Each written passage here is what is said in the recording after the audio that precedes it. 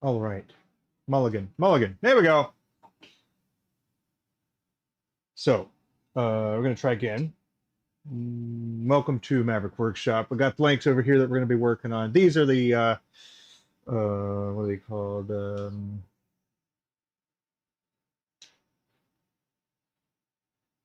Candy Crush? Maybe Candy Crush? And then the other one is the Pastel Prism. Going to be getting those set up. So if you were looking to see some pens made from start to finish, well, over the next couple days, you'll be able to see that. So the plan here is to be working on these.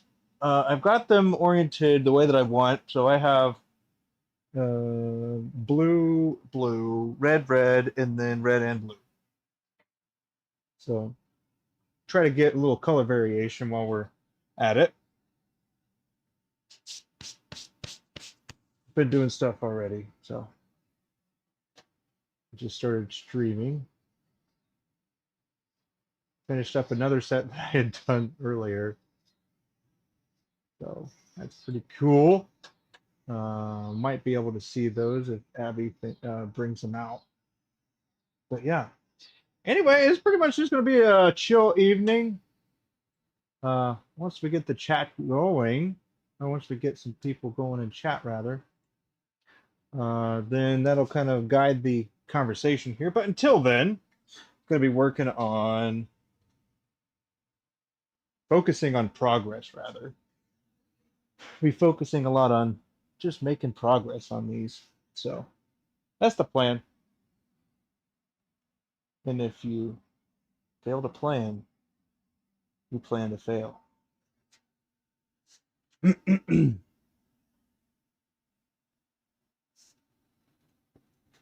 let's see.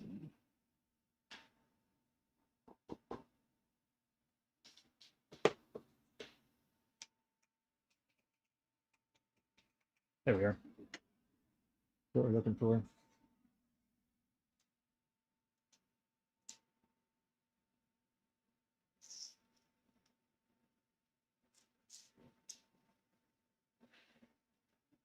Mm-hmm.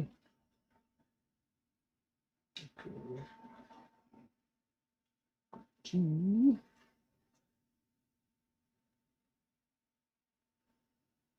To there.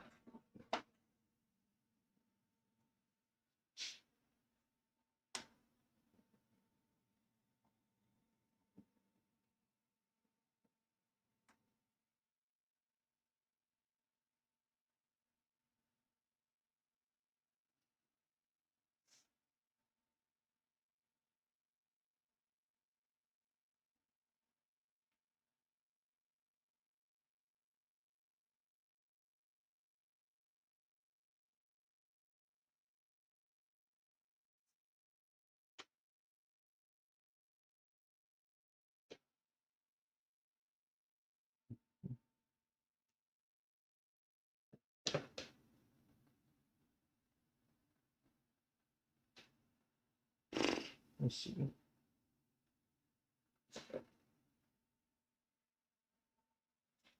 Lawrence, how you doing, man? It's working on a new set. What? What I do now? Okay. Well, I'll do it later.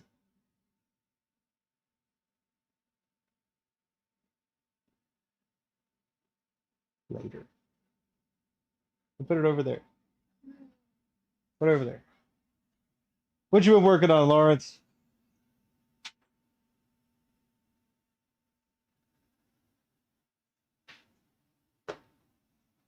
Ooh. Let's see. We're gonna go estimate that and then hop down.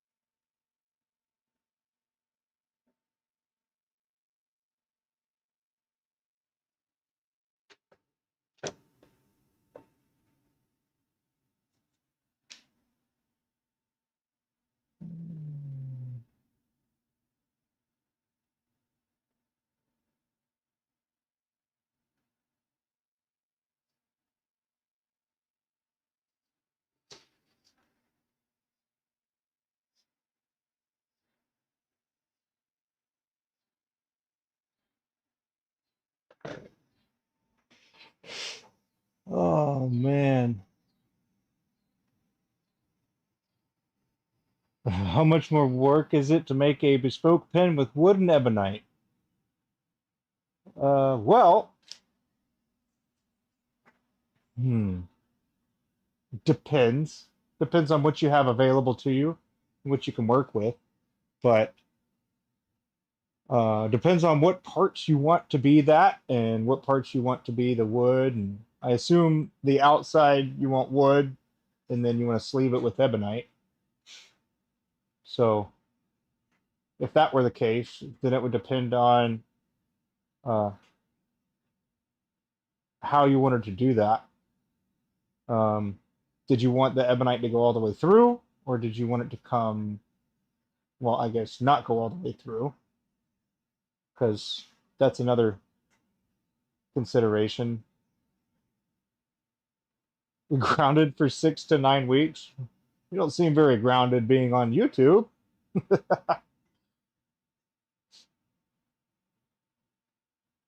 But yeah. Um, it's, hmm, I'd say it's quite a bit more work.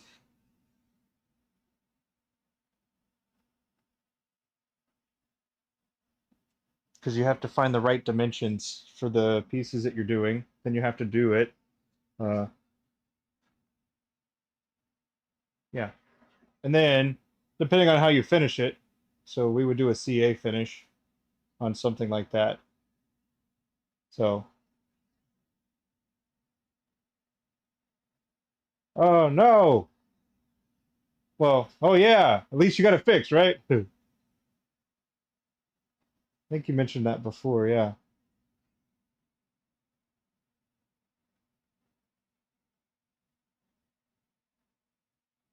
But yes, were you looking to make one or learn how to make one or get one made or what?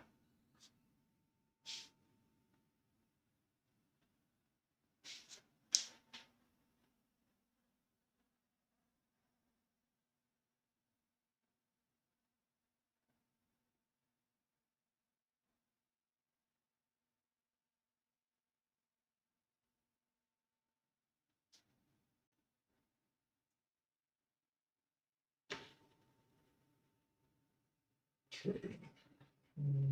One. Okay.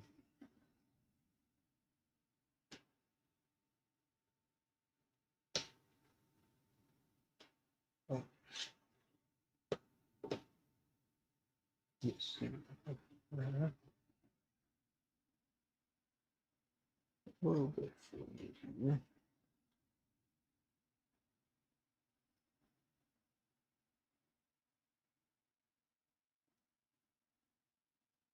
2, 2, and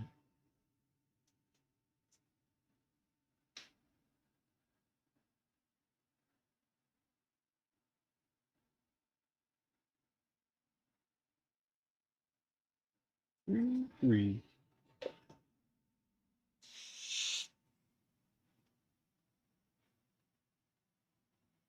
Oh, my mind races a lot too. But that's good. Um, you've been thinking about trying to make some? Well, if you don't know how to make the regular ones, I would say that you're probably going to have a hard time making sleeved ones. So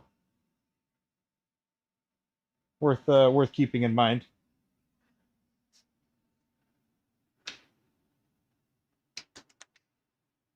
Okay, and this is going to be 1. We'll keep this way and 3 that way. I'm actually gonna.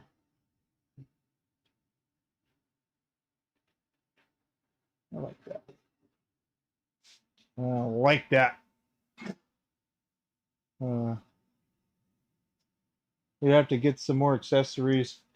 Well, I mean, like I've mentioned before, you could do it with a 3/8 and a half-inch tap and die set, and it doesn't matter the thread, just as long as you have the tap and the die set for both.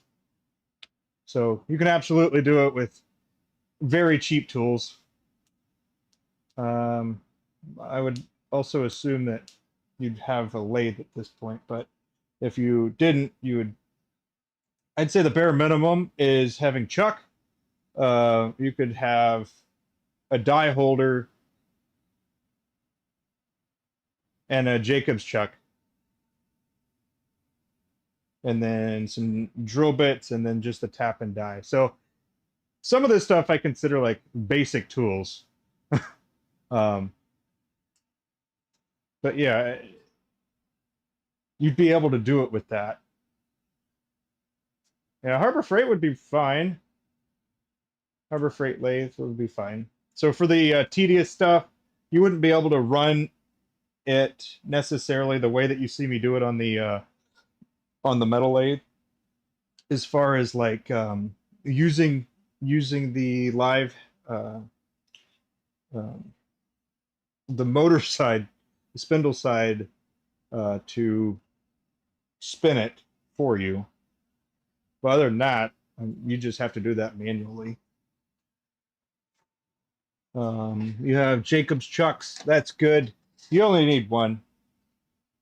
Um, yeah, you'd need a four jaw chuck and then a Jacobs chuck for drilling into the stuff, you know? So like this. So this is a four jaw chuck. It's got the, I took two of them off, but it's got the 1, 2, 3, 4.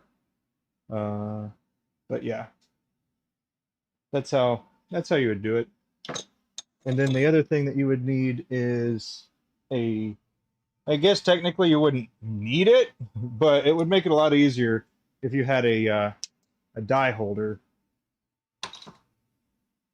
But yeah.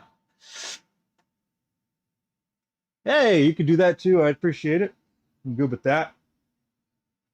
But let's see. I think I got all these marked. Um,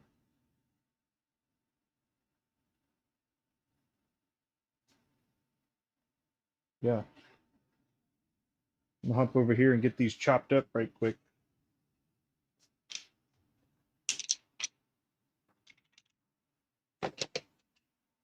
I will be too barracuda stuff. I mean, those sound cool. Are they good? I haven't heard of one. I might be out of frame just for a second. Gotta chop these pieces up right quick. Uh,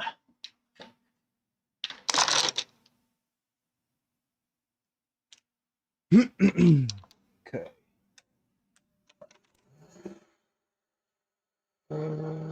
Yes.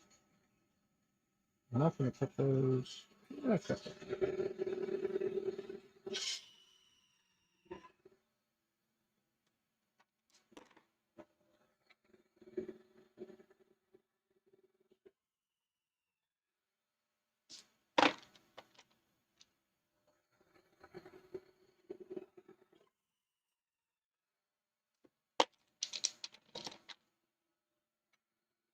Yeah, just over here cutting and mark. So basically breaking up the pieces into what they're going to end up being. And I already numbered them, so I won't lose track of which one goes to what in my initial plan with them. Let's see.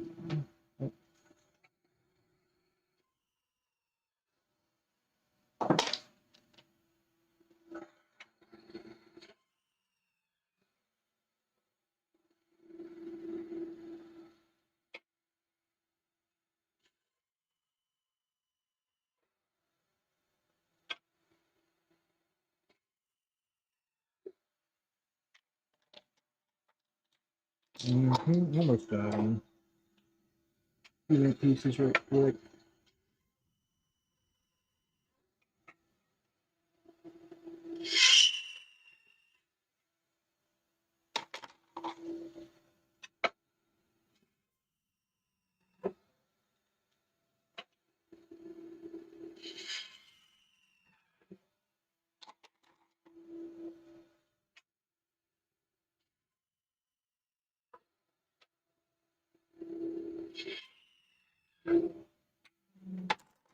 Right. Sorry about that. Back. Let's see. Barracuda chucks. Nice. They're very good. You bought one from PSI and one was gifted. That's cool. Along with some Savannah carbides. Nice. Carbides are. I mean, if you're turning a lot of resin, I'd say that they're the way to go. If you're doing a lot of wood, turning, then I'd say that it'd be good, probably beneficial to get used to both of them.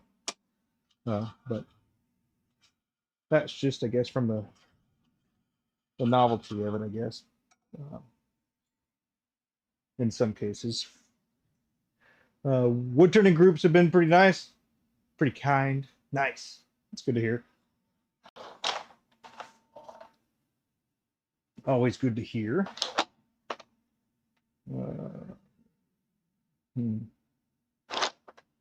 Which? Probably that way. Yeah, that way for sure. 3. Yep.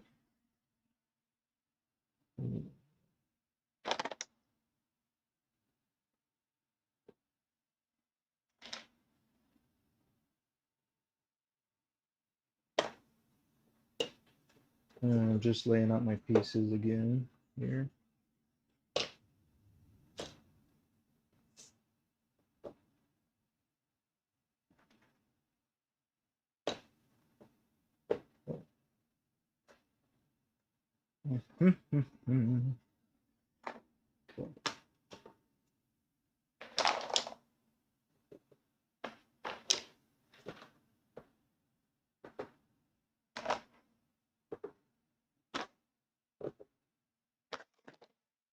But how's your weekend been?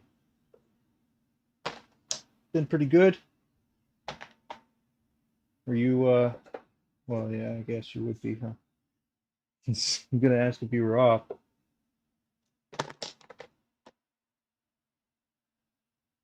Oh. Oh. Okay. There we go. Let's see. Woodworking computer has been wonderful. Do you guys make polyester resin blanks? Weekend was good. We make polyurethane blanks. Yeah. Oh, sorry. It's just urethane. It's just urethane, not polyurethane. Uh, there was a time I knew the difference, but that time has since passed, and it's not something that I look into very much anymore. Yeah. But yeah, we use the Alumilite Clear Slow is the material we use. Okay, let's do a little of this. Let me tidy up my little workstation here. I think we can make it pretty far today in the drilling here. Yeah. Huh. 0. Boom. But yeah.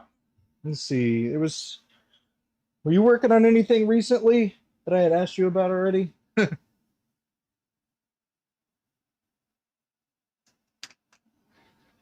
Okay.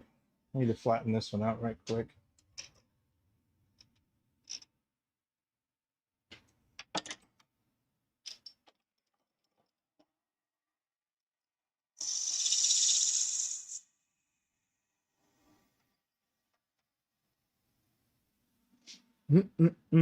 Top over here.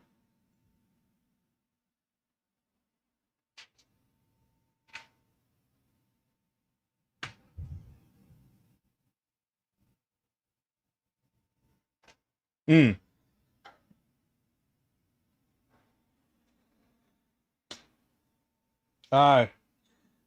Yeah. Well, a lot of people do like the pressure pots, so uh, kind of hard to Um, I don't know. I like pressure pots too. Uh, could cut some Christmas ornaments out.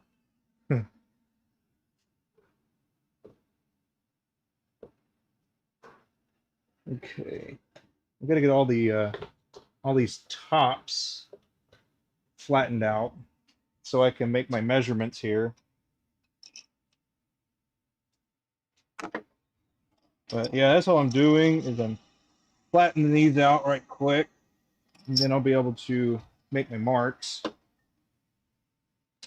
What kind of Christmas ornaments are you talking about?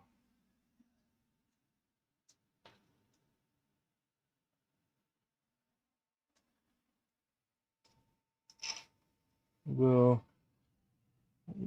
I could ask family to buy one. Yeah.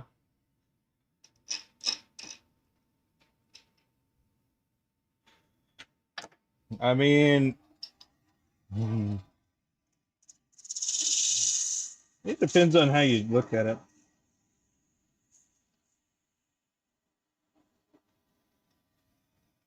Uh, let's see.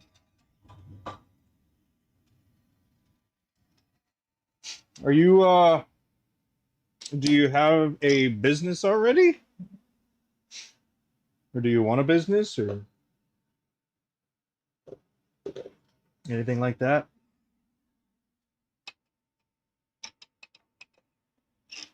We're actually gonna swap our method here.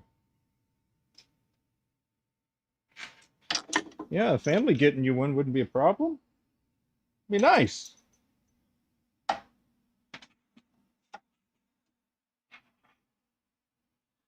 Shoot. I'll just make it for friends and family. Well, do it as a hobby, huh?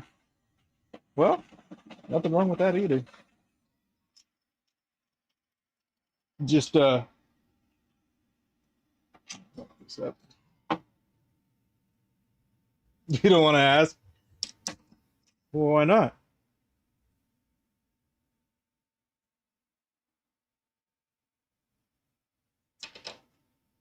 Who knows? Maybe they'll really like the idea and want to be like, yeah, I'll get that for you as long as you make me this, and then boom, you're in business.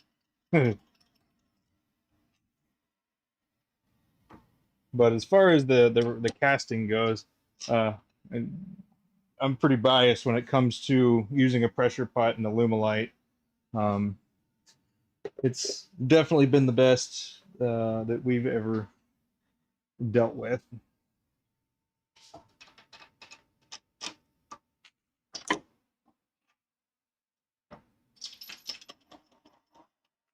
So, uh, is it necessary to have a pressure pot? No, I reckon not if you use a really slow set resin. But slow set resin is um,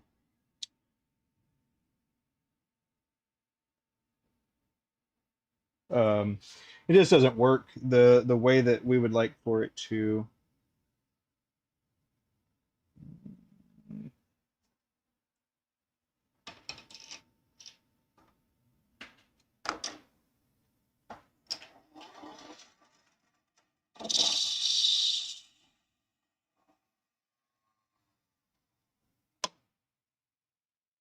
But you could go out and get it yourself, you know. Or what you could do instead is just buy the blanks uh, until you're ready to do it.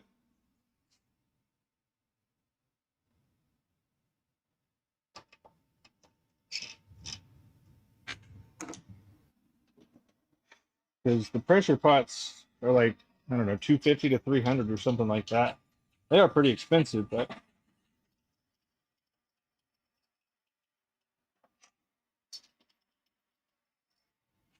you have someone supposed to send you some antlers. Huh. Have you turned antler before?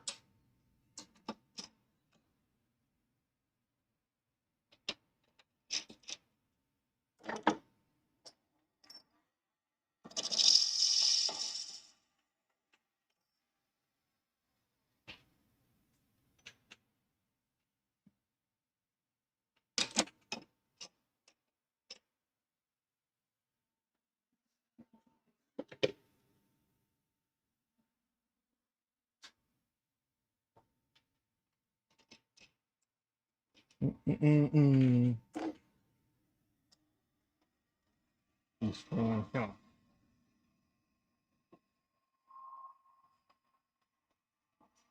Keep my head down and do stuff.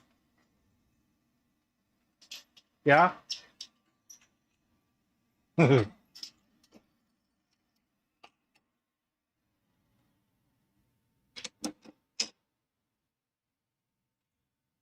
that's cool. What kind of pin did you are you trading?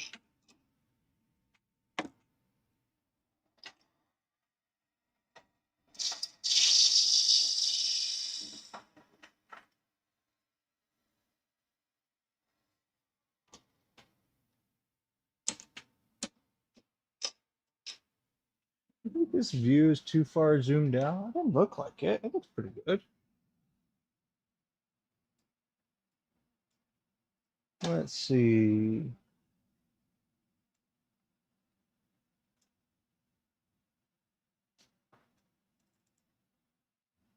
That's better, huh?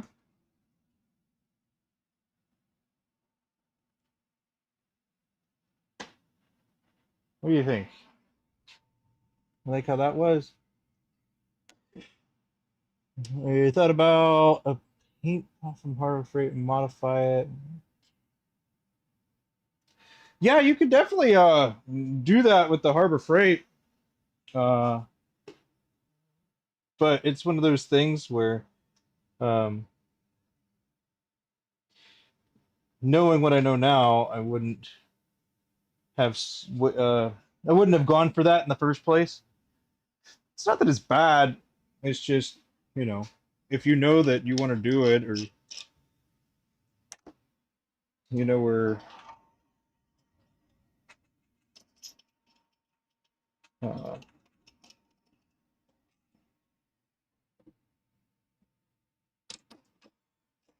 um, sorry, I lost my train of thought. What I was saying is that it killed our compressor because we had a leak in it and I didn't address it. So, um, and our compressor kicked on pretty often to uh, to maintain the pressure that it was at.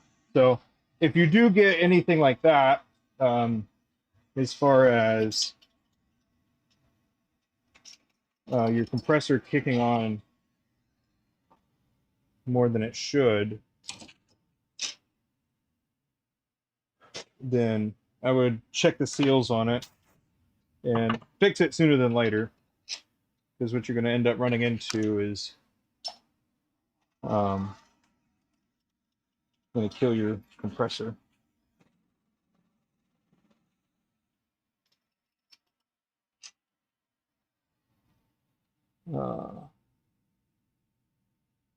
The way you were going, you'd get hurt. I mean, yeah, I won't go into that. You should only do what you are comfortable doing. Is what I'll say about that.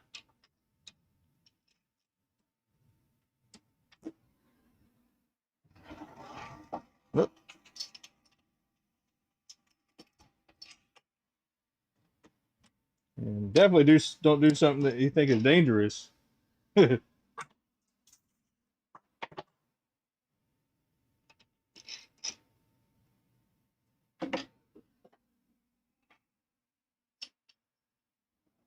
Yeah, the California Air Twirl pressure pot, I'd say is worth it. But we do it as a business, not so much as a hobby. But we did. It's hard to say because it didn't really start as a hobby. Um, so we knew that we wanted to do this, and that's pretty much where we started.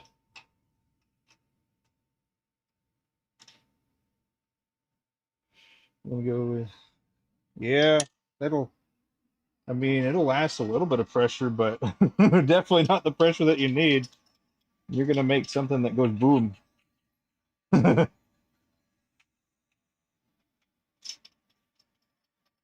Yeah. I mean, even converting a Harbor Freight pressure pot, a paint pot, is you know it's not what it's for. So using something for what it's for is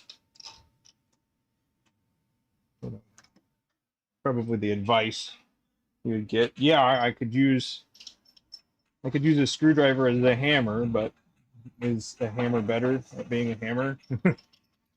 Or I can use my knife as a screwdriver, right? But a screwdriver is a better tool for unscrewing. You know what I mean?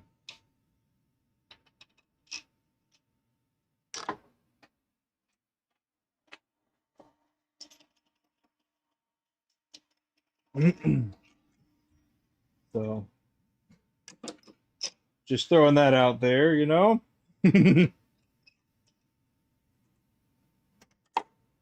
Yeah, you definitely shouldn't do what you were doing. It's not advisable, we'll say.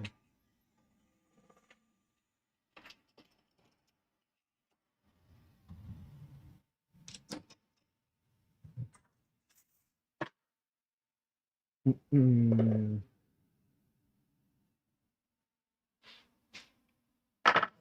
okay.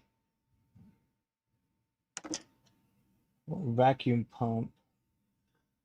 Yeah, those are two very different things. So I'd say that the setup cost would probably be cheaper with a vacuum, and then getting wood to would be pretty easy as well. So it would be cheaper than resin. Um, so yeah, but those are very different avenues, and you'd have to determine which one that you wanted to pursue because they're very, like I said, they're very different. Um,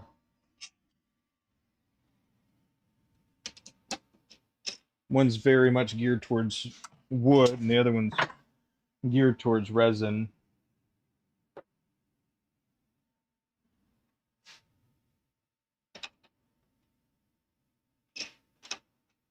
Hey, what color? What colors we got here?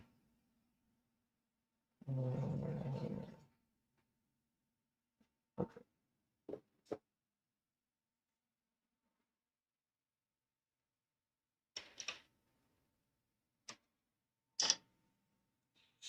You can get all kinds of messed up. Well,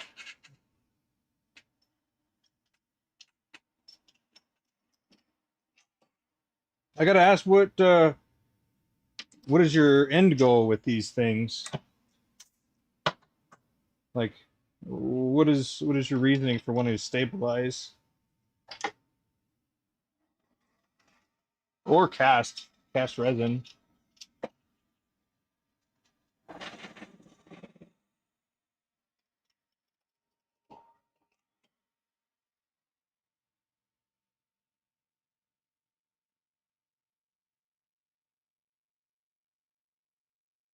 No, I appreciate it. I've been doing it for a while, and you know, figured it was time to turn on the stream and hang out with some people and talk. So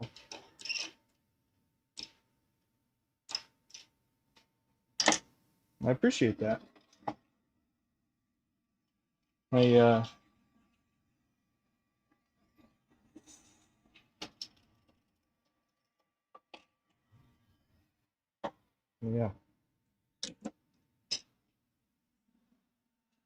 Okay, let's see. Make sure I got little dimples in the top. But this one here.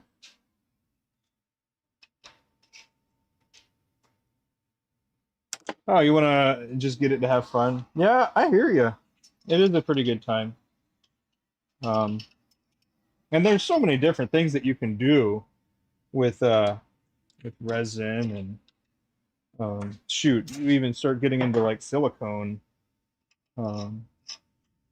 Silicone's another beast too, as well. So I mean, there's like the whole lathe and turning, and there's resin, and there's a lot of awesome vintage material that's out there, and there's a lot of things that people combine a little bit of moderate with their add stuff like the resin and the wood, and doing hybrids like that. Pretty cool.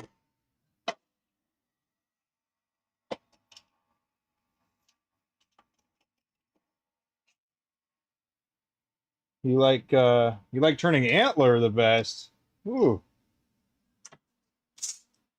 I can honestly say I have not turned antler before. It's like one of the few materials I've really had no interest in turning, really.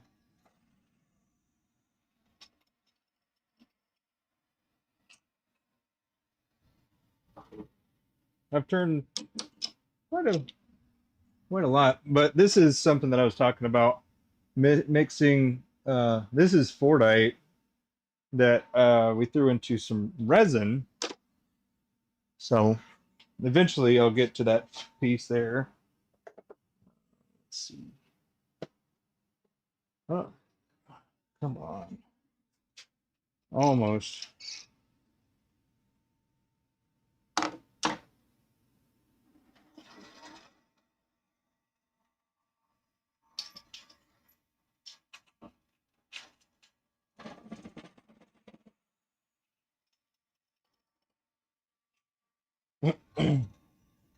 Oh yeah, you alrighty.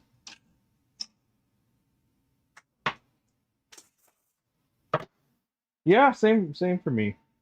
Same for me. It is nice to have something like that. Let's see. Okay, we're going to hit this right quick as well.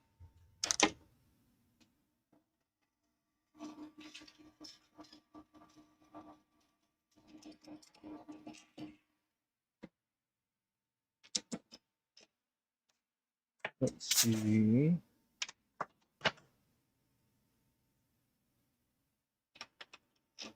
I have a little bit of hyperfixation. Uh,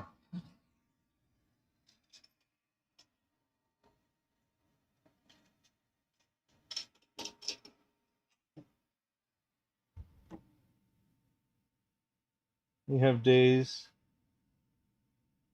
Yeah.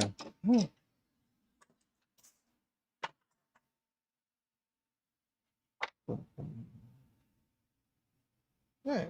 Hey yo, yo. All right, let's see. Okay,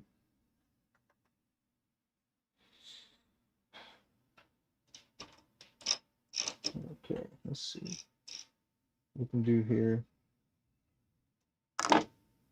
No, that's way off. Let's see. Nope. Not gonna happen. Not right now. Okay. I can put these to the side.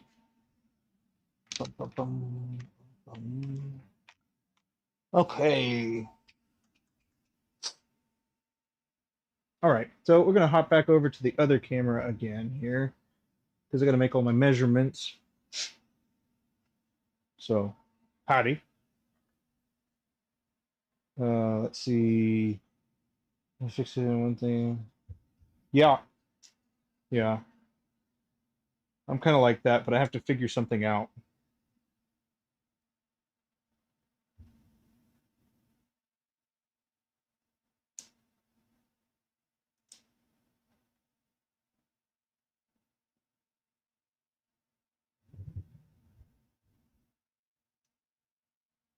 Mm, yeah, we're good.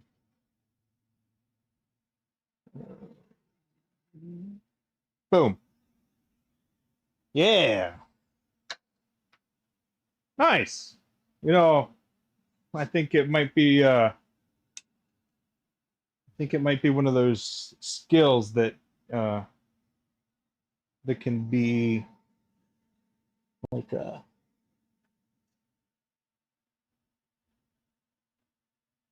don't know if superpower is the right word, but um being able to do that is something that a lot of people wish that they were able to do.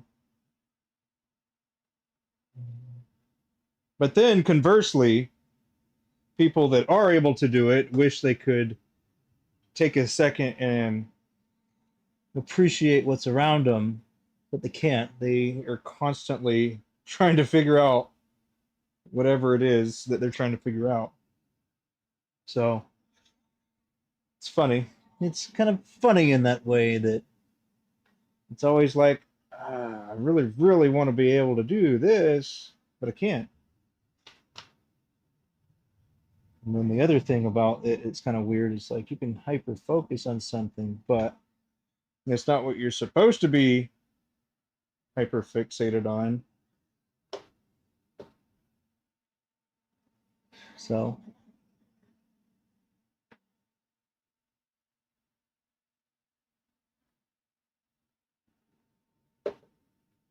let's see. Those are all done. I'm gonna bump this back. For superpower, yeah.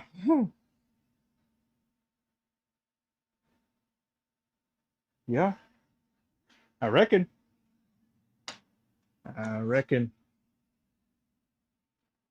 Uh, this Sharpie is not as fine as I'd like for it to be. It's better. I'm just making my section marks right now, so I know where I am going to be trimming down to and cutting and all that stuff.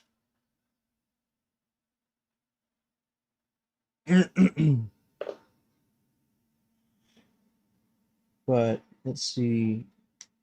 Back to your question of sleeving with ebonite, it's absolutely possible. And it's not that it's super hard. It's just that some things you're going to want to do in a particular sequence. But, that's kind of the joy of the journey, I would say, is figuring that out. But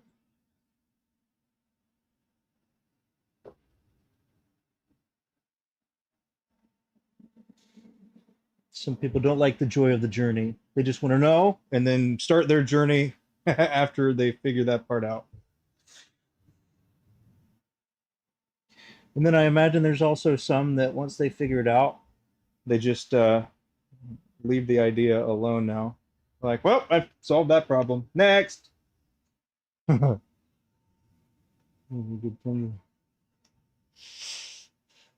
Yeah. Oh, there's a lot of people that like pens. There's a lot of pen enthusiasts for sure. And then there's also people that like people that work on uh, like watching people that work on things like that. And, there's it's really interesting. I definitely enjoy doing it. So, but what do you primarily do with your scroll saw?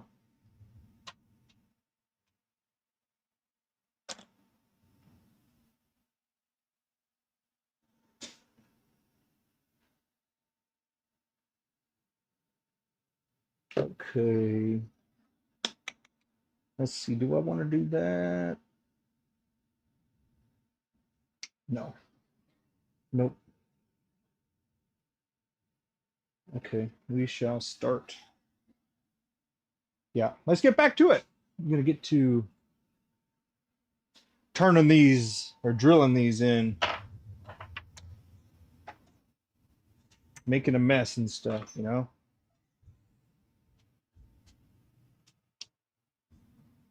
Okay.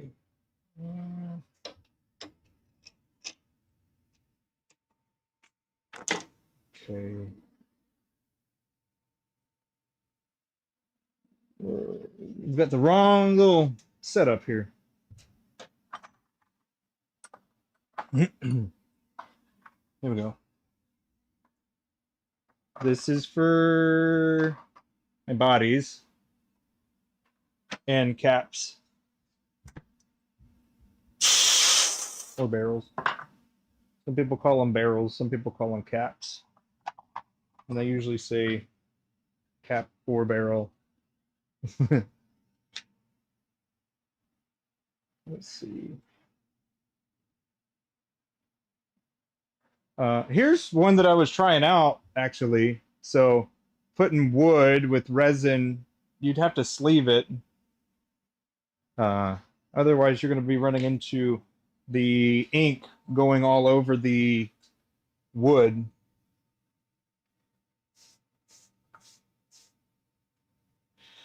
Let's see. Pictures of animals. Oh, nice, nice. In December, you made a picture. Cool. Yeah. A basswood. I've heard basswood is the easiest, or one of the easiest for carving.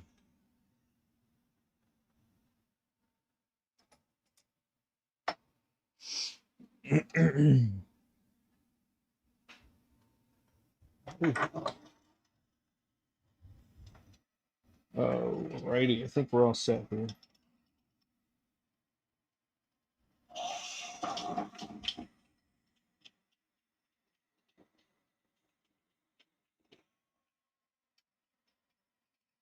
And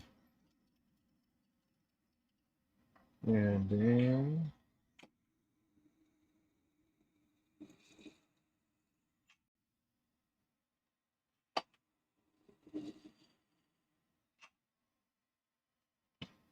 what's been one of your favorite projects so far?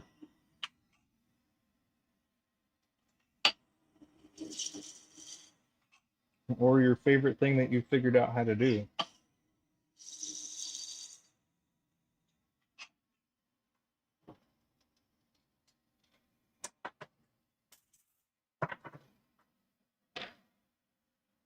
Let's see that. This. Here we go.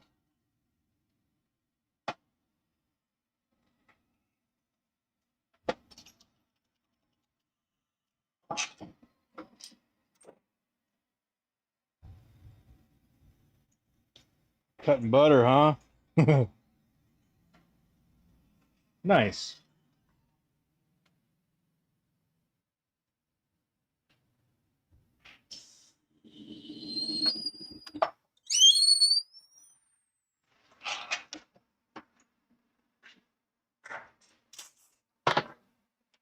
Okay, good to go.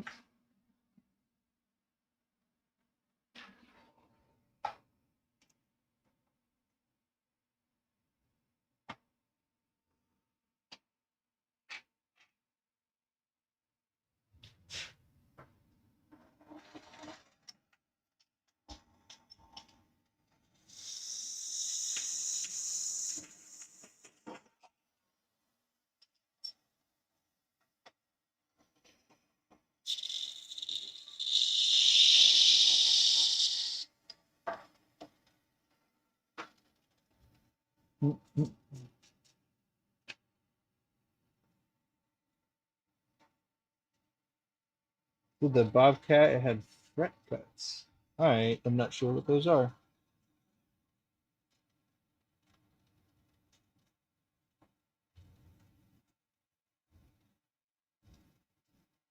Ah, what is the next one? Nice.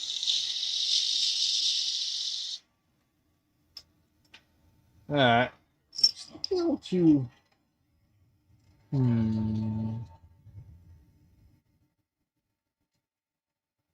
I guess that's fine. Let's see. Do a little sanding.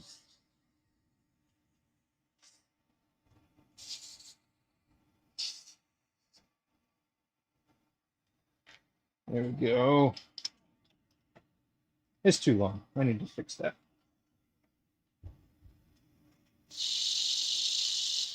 That's better. Now I gotta tidy up the ends here again.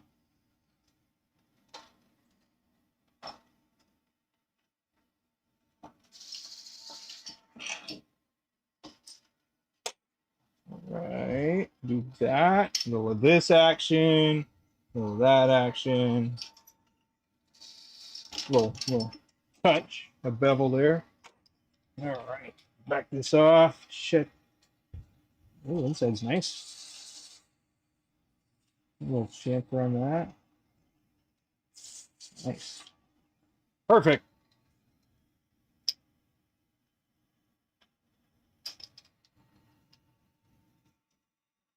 You have to drill holes and take one in. Into the holes here. Oh.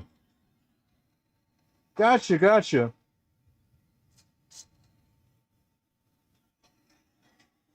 Nuts.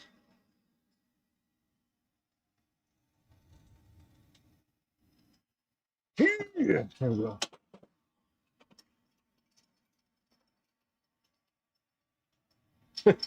Turkey gobbler and a hen.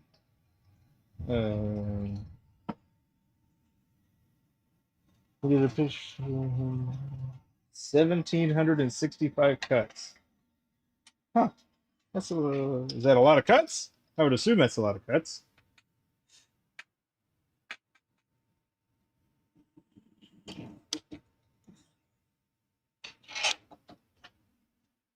I don't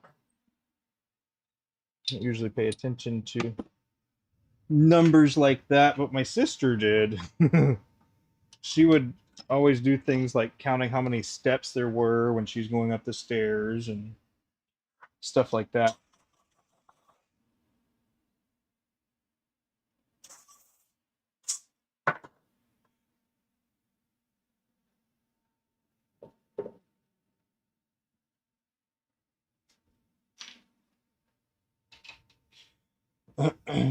Took you a month to complete? That's a while. That is a while. Do you have it on display? Or was it a gift? Or did you already say and I missed it?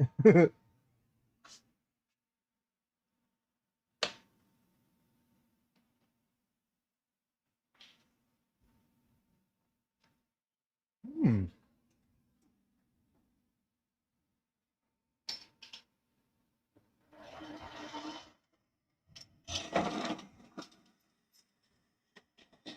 Nice. You made the frame and the stain as well, huh? That's cool.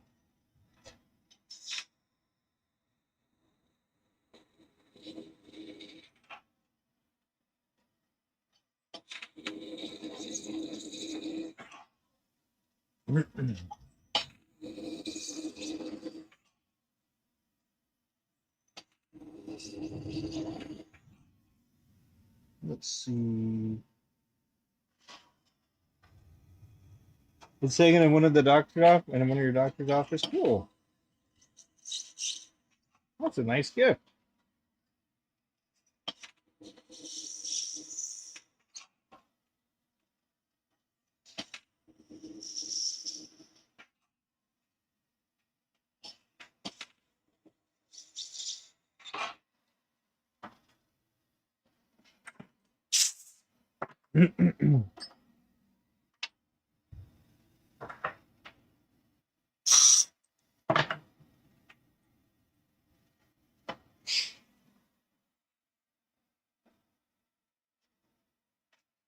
Your neighbor's got one too, or something from you. Nice.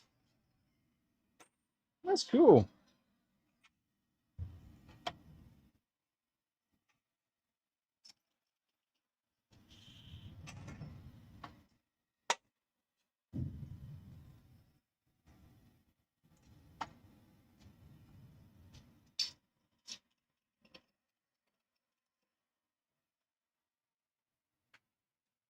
I hope you're having fun doing it.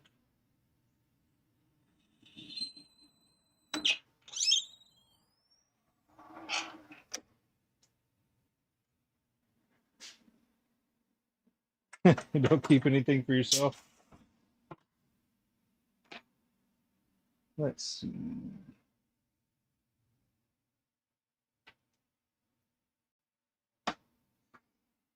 Yeah. When I first started making pins and stuff, I was very much the same. I didn't keep, well, I'd basically lock them away. And then I'd use them as examples of where I started and I guess where I'm at now. And I would give them away as well if they were decent enough. But I want to see someone smile. That's nice.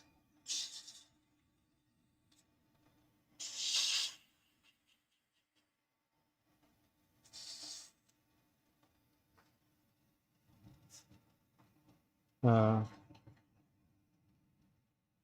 yeah, it is nice seeing somebody smile when you give them a gift.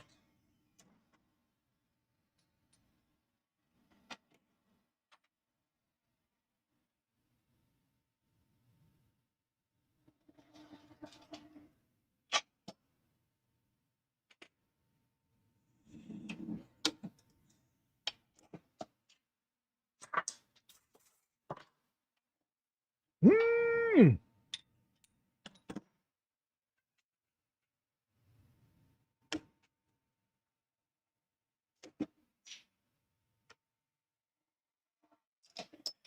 Alrighty, let's hit this a little bit. Nice.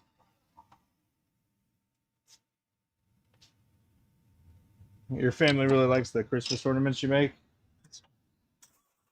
Good. I don't really make ornaments. Uh, I made a snowman. Uh, I thought that ended up looking pretty cool. I made a snowman pin. Uh, I think I made it into a video as well.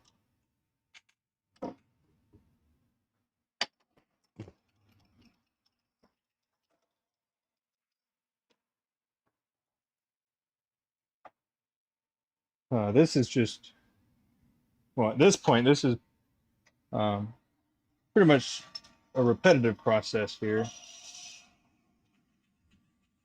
I'm batching out some uh, pin barrels. Uh,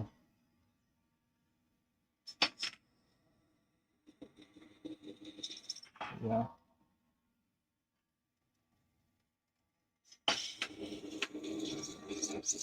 but it's fun. Do you have a YouTube channel or anything like that that you do it on?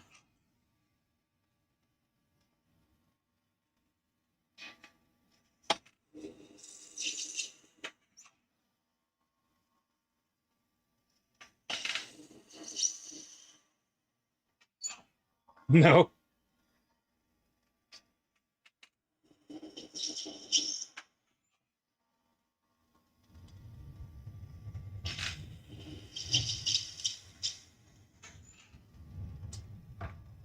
Well, I reckon it ain't for everybody.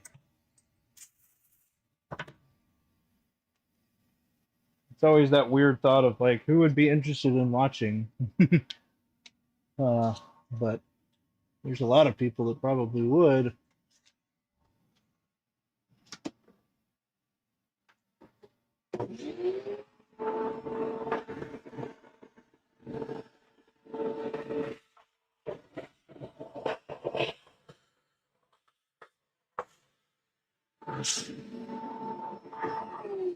Yeah, I was like that too. Shoot, I still have moments where it's like, good grief, what's going on? I don't know what I'm doing. But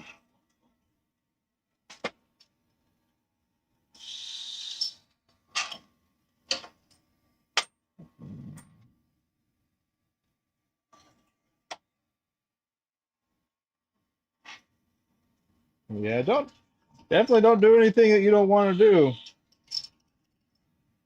But I think it's another way to share, like, I think of YouTube in a variety of ways, really. But one of the ways is I think about uh, it's a way to share what it is that I'm doing, you know. And then another way is to like kind of show people a way to do something if that's what they're interested in doing, or giving a little bit of inside knowledge of what it is to do something like this. And then it also is another thing to like be able to look back on as you continue on in your journey of life. So I think about it in a variety of things. Most everyone is going laser CNC. Would like a CNC router to put your name in your pins? I think if you're not using resin, then you could just use a laser. You wouldn't need a router.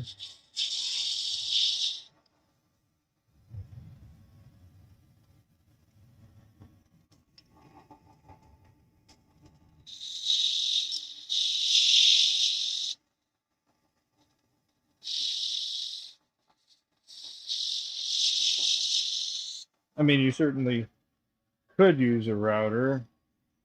I would think that that would be more complicated than a laser.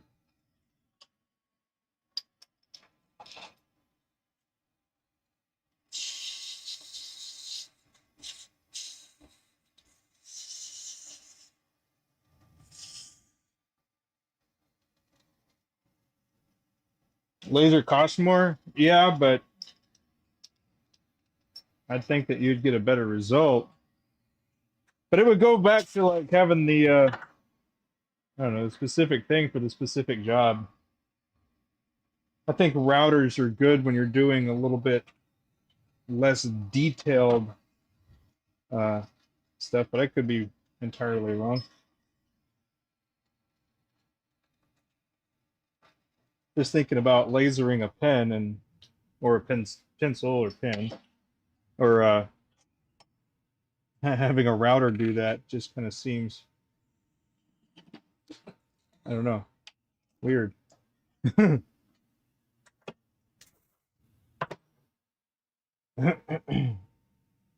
What about antler? I couldn't tell you. I'm not sure. I don't know anything with antlers.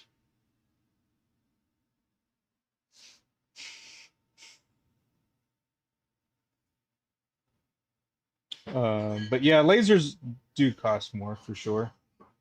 Uh, but there are pretty expensive routers out there too.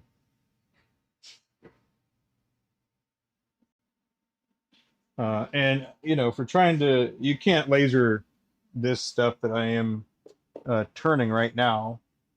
You'll create a toxic gas if you do. So, seeing a router would be a better way if you wanted to do something into this, probably, as far as I know. But I'm really not the best person to talk about those kind of machines. But I do have a X tool. I have a X tool F1, and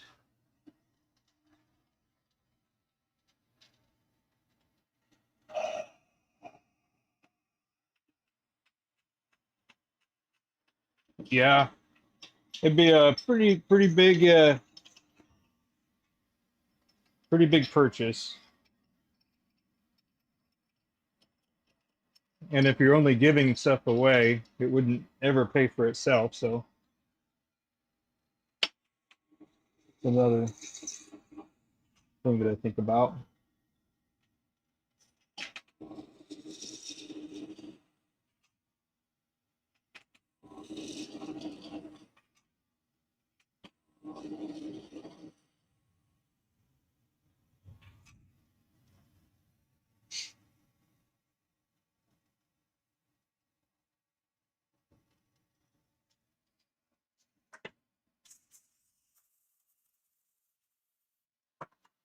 Yeah, when when getting into the different machines, I would think about like the use cases, one that checks the most boxes for what it is that you're trying to do. Um, but I can only really think about that from, uh, I guess, from my perspective. Um, I don't know what you would use it for or what. So,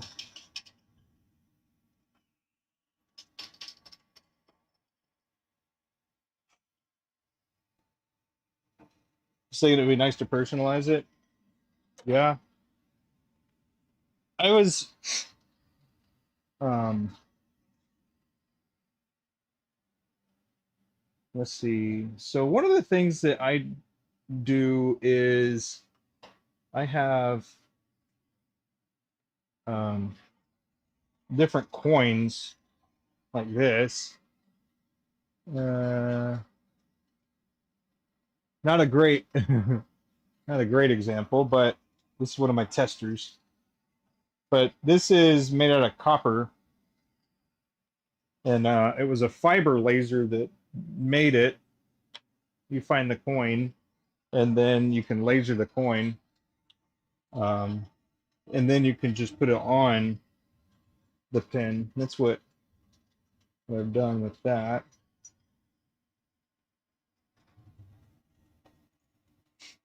But if you were trying to do something that somebody else would be wanting, uh, yeah, quite a few different ways you can go with it.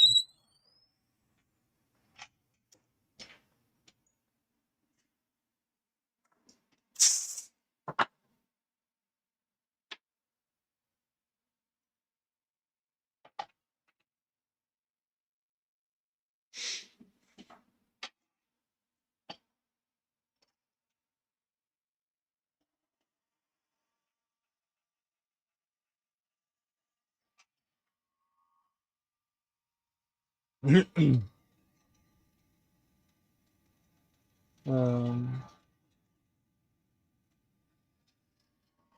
yeah, good. Saving up for it.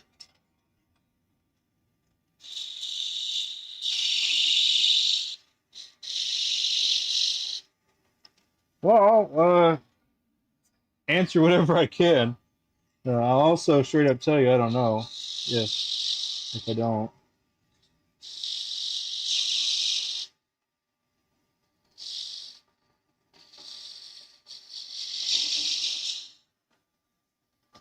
I have the X Tool F1, and I'm able to laser some of the stuff, but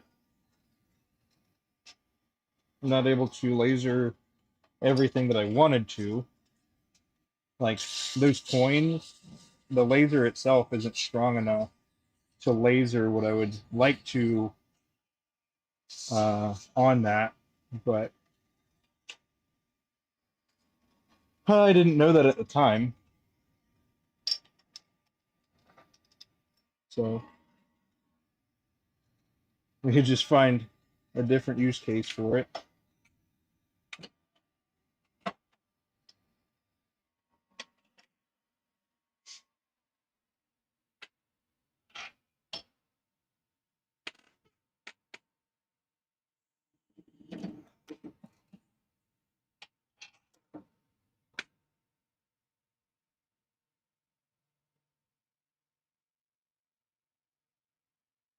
Hmm.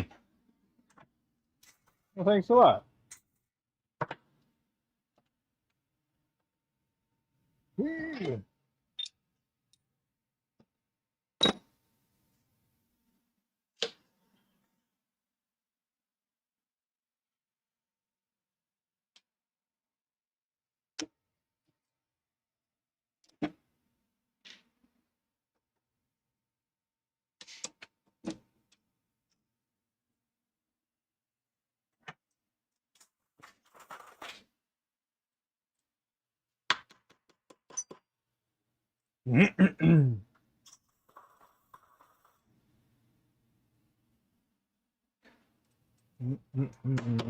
Ouch. There. Okay. Getting there. Slowly but surely.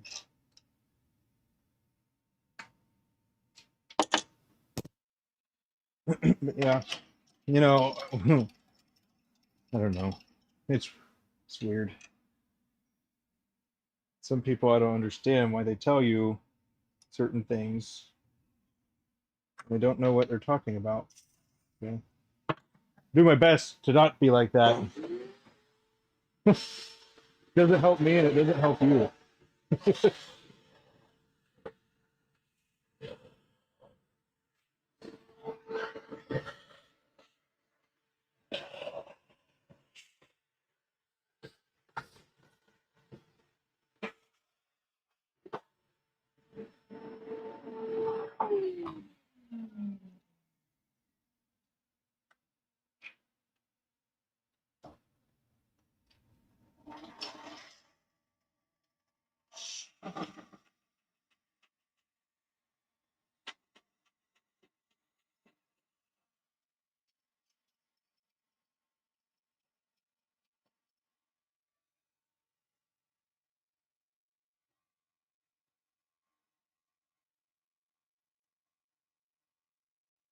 I'd like to have a resin blade that looked like fire in it.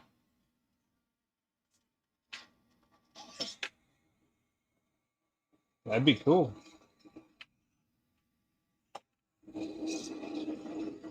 Get some fire opal.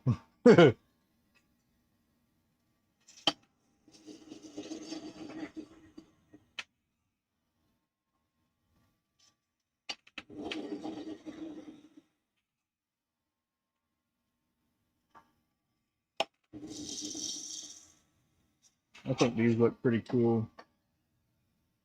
We have black opal that we did this with. Um, let's see. I've actually got a piece of it here. It looks like this.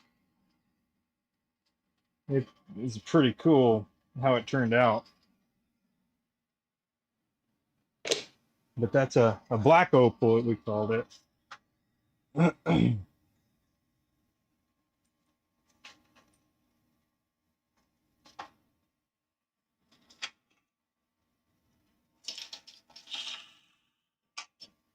Shoulder relief for the guide section. And then a little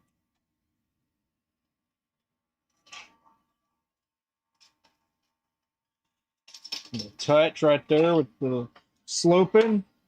Nice.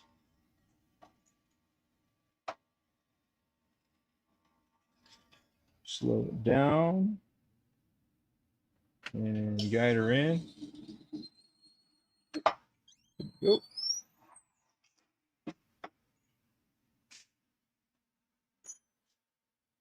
Boom.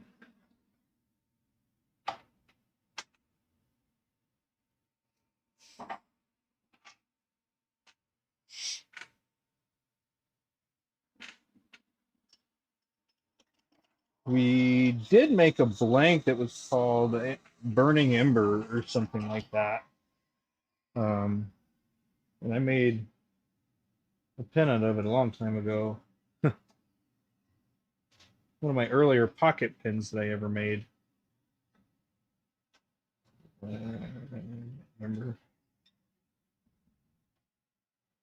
Where the heck did those go? Huh. They're around here somewhere.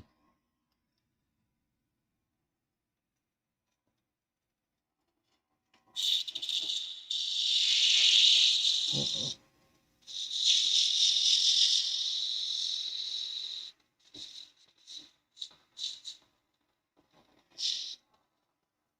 Let's see. What's it?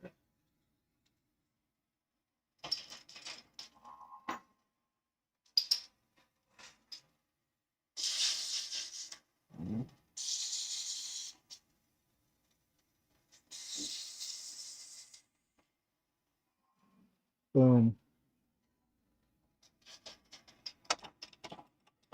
Too long. I don't like that. better. Ooh.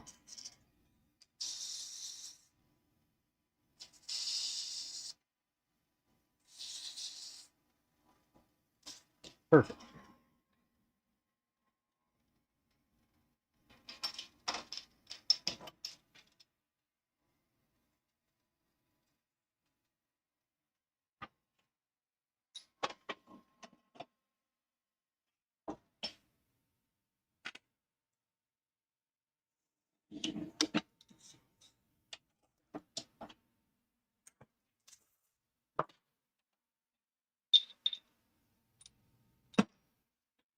Boom.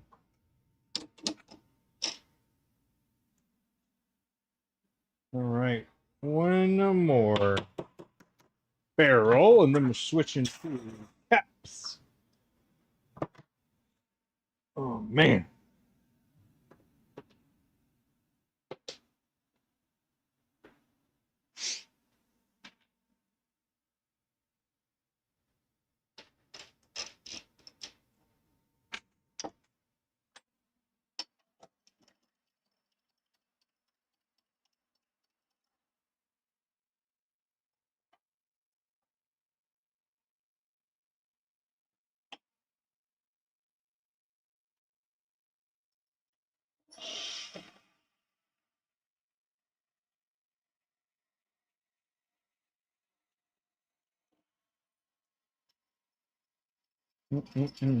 Man. It's the table that's wobbling, not the yeah, not the camera.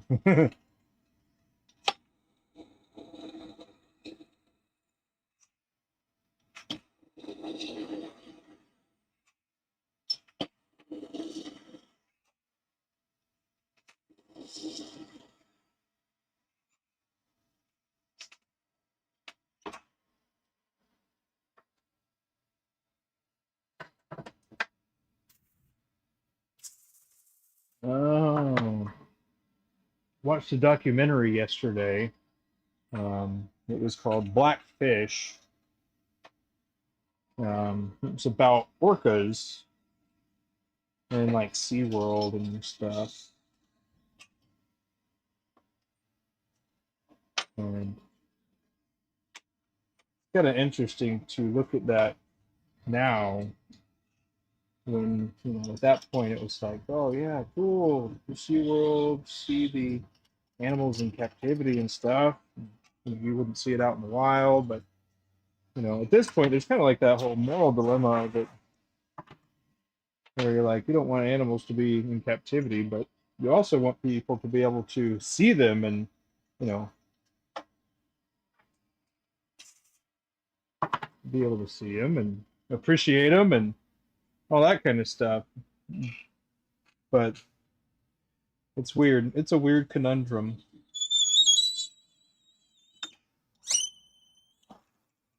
Oh.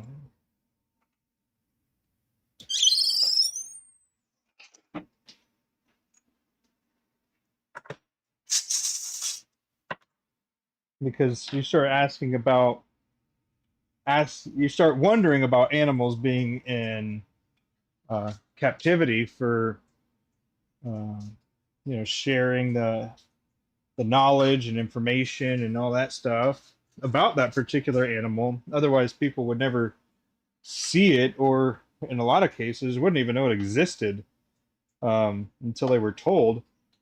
Because the likelihood of seeing animals in the wild, at least a lot of the animals, are like non-existent. So it's interesting. Anyway, so the documentary was about a whale, and then the trainers, and they fell in there, ended up uh, injuring many of the trainers because they're swimming with killer whales, and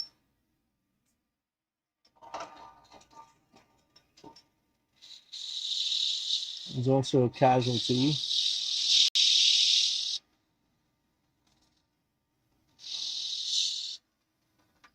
But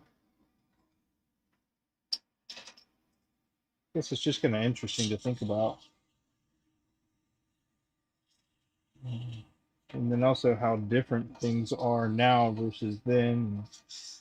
I think it's interesting that people also put like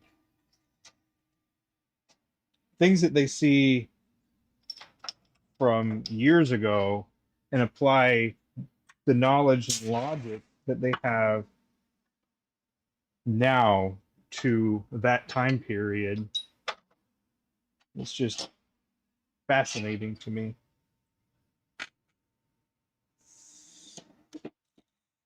Kind of makes you wonder if before, did we know better before, or did they know better before, or was something else just taking over, or what? Something more pressing.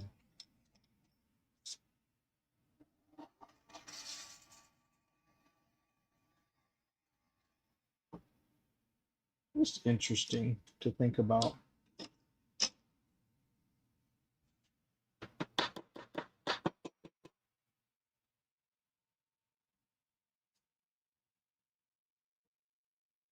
Yeah, Florida definitely pythons, boas. I knew um, I knew pythons.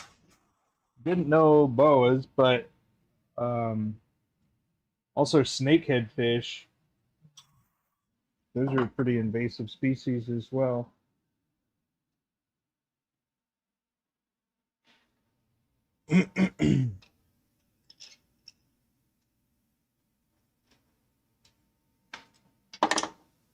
Kind of weird, you know. Let's see. I don't need this at all.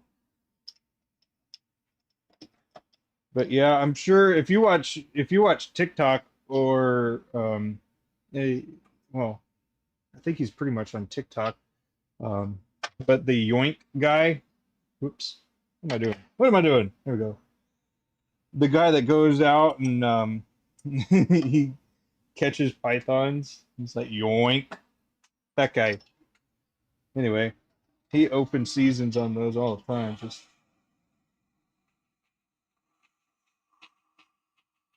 I'm glad for people like that too. You know, imagine what it would be like if there weren't people doing that right now.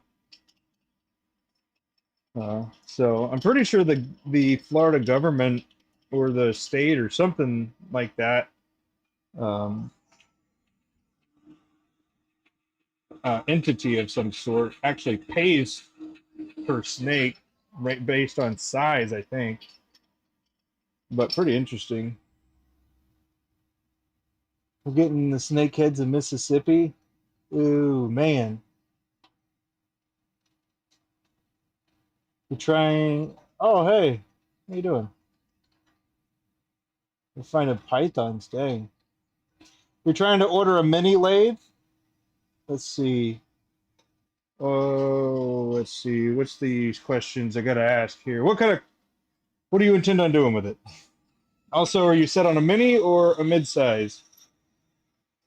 Well,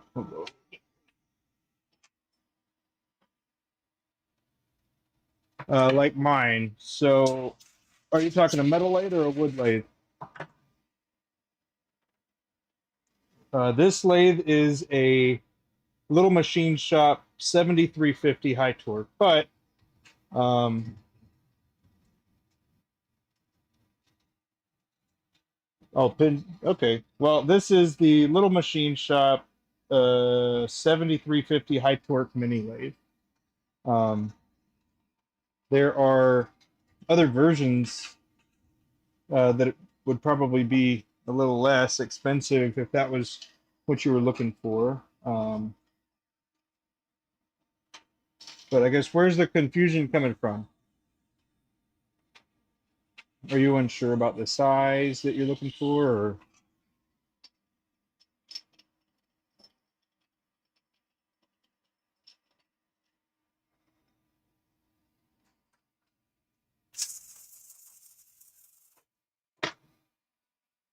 let's see. I'm running out of air. Sorry, I had to click on the compressor.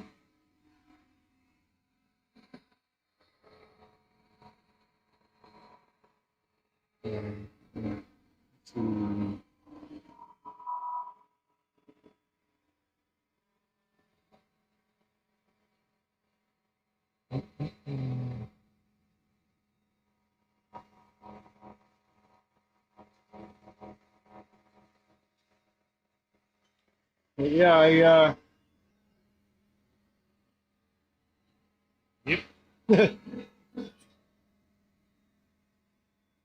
And it can be confusing when you're looking for a lathe for sure. Um, but I'd say the biggest thing that I have been most happy about is the size, because they don't have a lot of room in the workshop. But the size is nice. The torque is nice.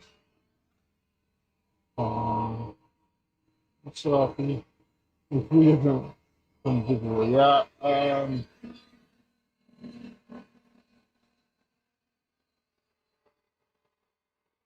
Yeah. Hmm.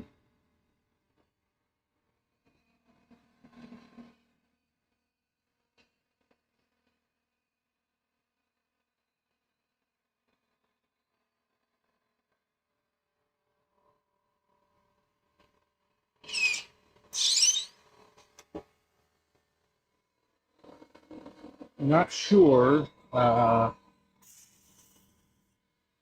after I got it, I really didn't spend a lot of time looking at lathes anymore. Going through metal lathes.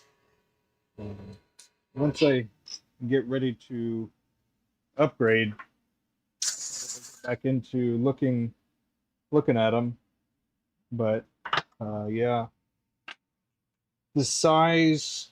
This one is 7/16. Yeah, this is a 7/16. But when you're looking at metal, when you're looking at different types of lathes, is I just think about what you're trying to get out of it.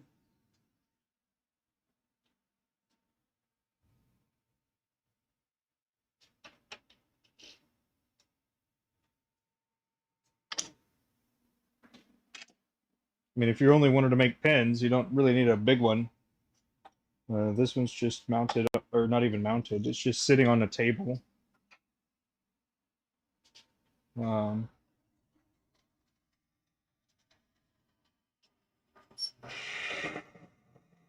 but the one from Harbor Freight, the mini lathe, is way too small,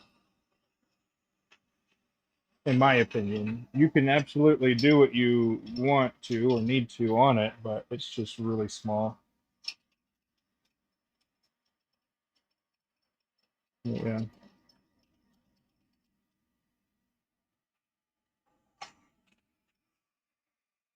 Without knowing the specific questions, it's hard for me to help you out much more than that. But yeah, the pythons and boas is kind of crazy, and they do have um, open season. It's crazy that kind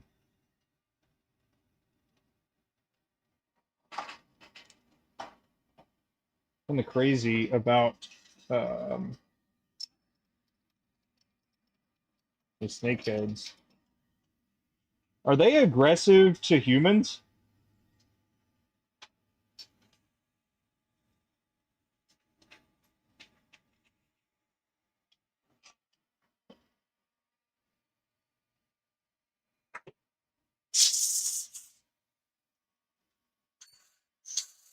Whoop.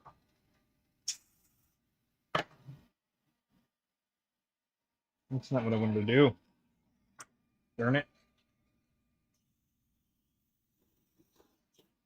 Ah!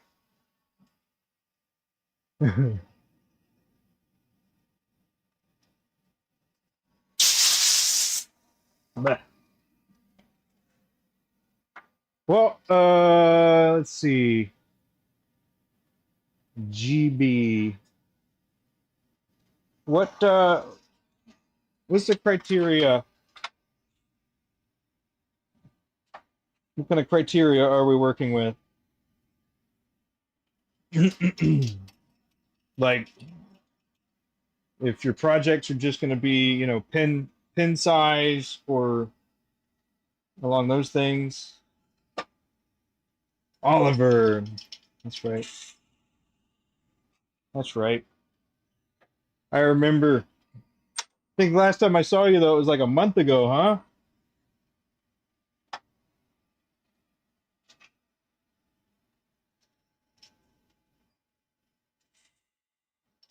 huh?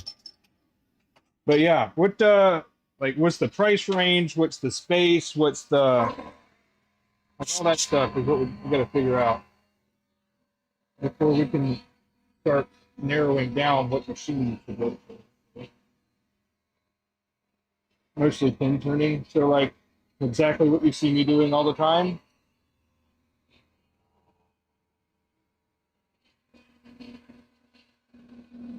Or do you have other things that you're wanting to do? Oh, you went on vacay? Oh shoot, where'd you go, man?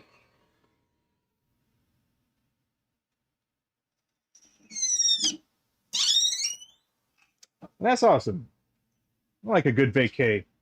I'm about to do another like work trip slash vacay here in the next couple days, which will be pretty awesome. So well, that's a pretty good price range. Okay. Well, does that factor in tools or not? Because that's another pretty important aspect.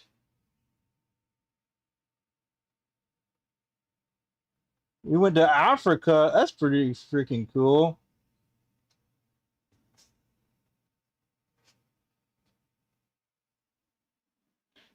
Lawrence, do you have a metal lathe or anything?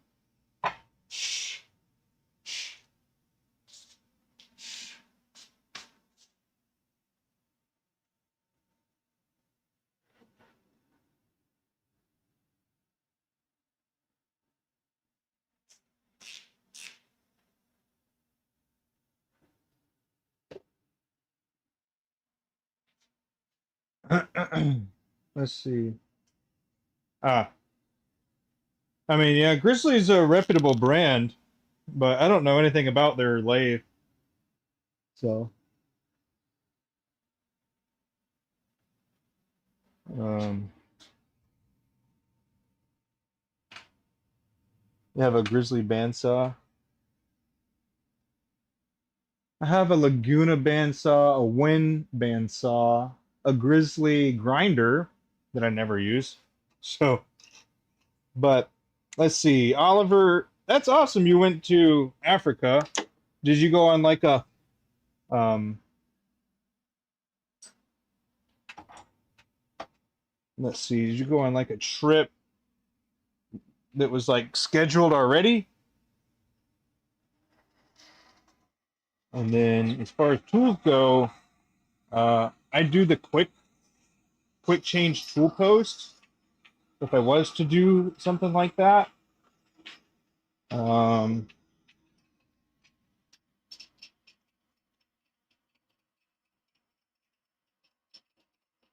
let's see.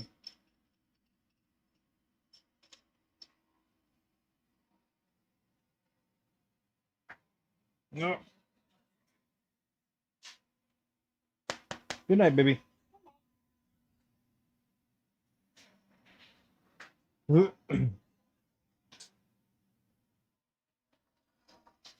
Let's see. Oh, cool. Maybe some tools. I have a grizzly bandsaw. Usually more the operator than the tool. Yeah. Well, I mean, yeah, to an extent. I mean, the operator, yeah. I mean, I could use a Harbor Freight lathe, but You're sacrificing a lot of stuff, and you're also having to make different upgrades and changes to that because it's not really ideal for a lot of things. So, I mean, yeah, there is an element of that that I would agree with you on, but I also find that a lot of things are just easier if you don't have to adapt and overcome on some stuff. So that's not really the. I don't want to have to buy another project kind of thing. Um,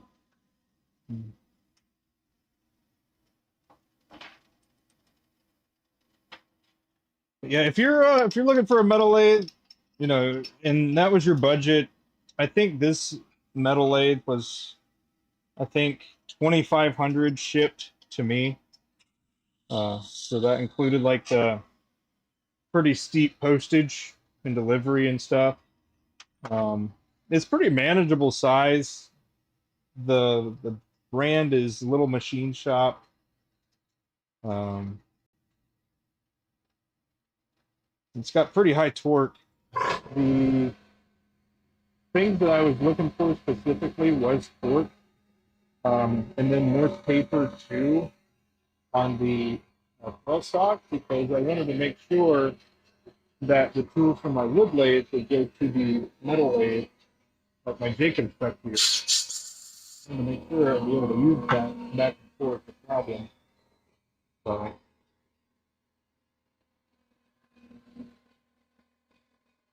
these are some of the criteria I have, and then the quick change tool post. So, I mean, sometimes I find myself kind of wanting a little bit more room, but I'd say for what I'm doing, it's really not a big deal. How much I get out of it is worth the space that it takes up. So, uh, yeah.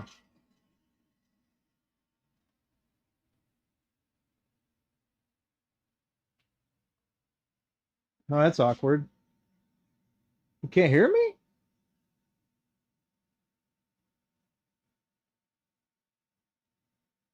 It should be all right.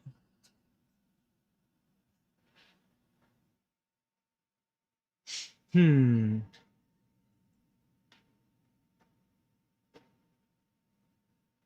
Can't hear me, or is this any better?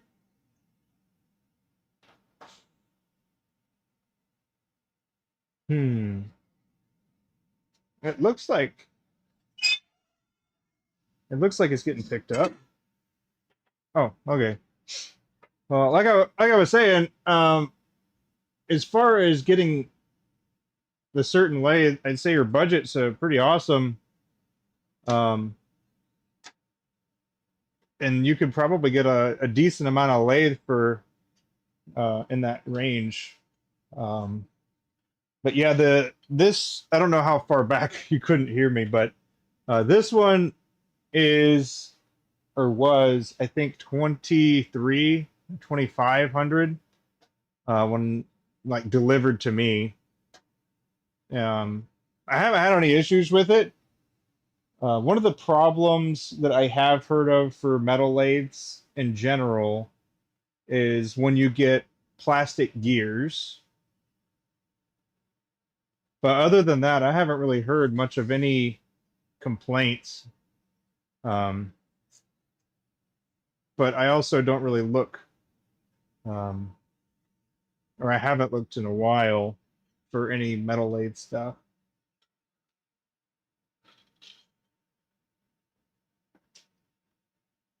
Oh, and that price also included my tool setup and the quick change tool post, and then the little digital readout.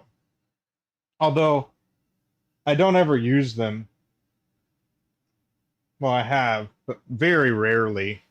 I wouldn't say enough to make it worth buying them again.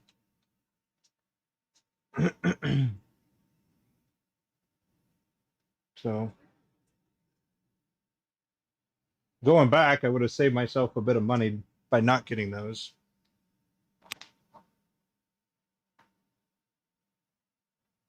But it wasn't it wasn't a huge amount of money for the digital readout. Whoops.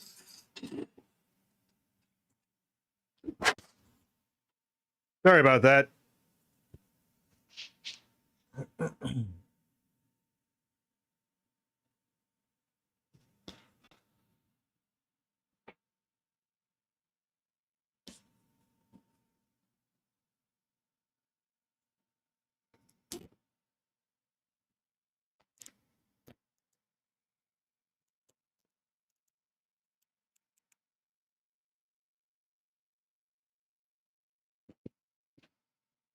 Sorry.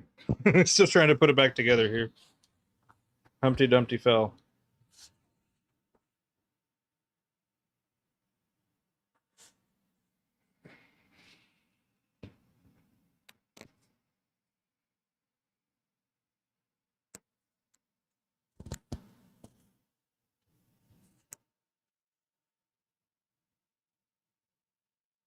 Feels wrong.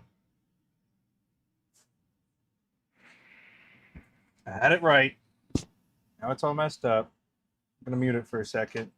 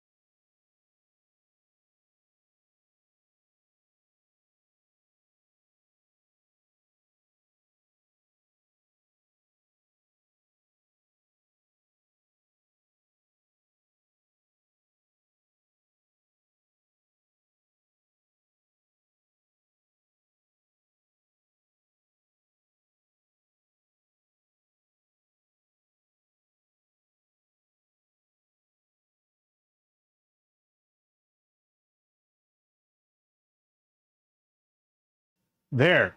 Haha. Mood enhancers engaged.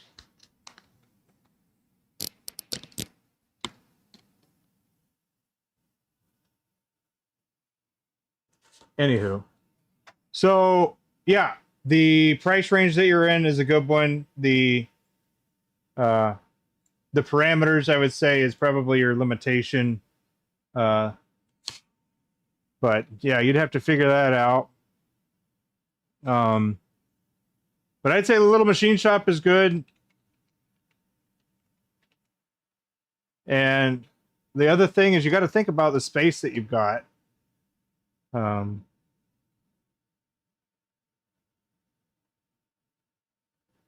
Let's see.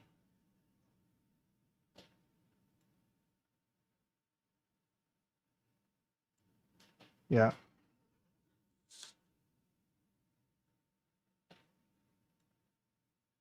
Yeah, I hope that helps a little bit. I'm not sure if it did or not, but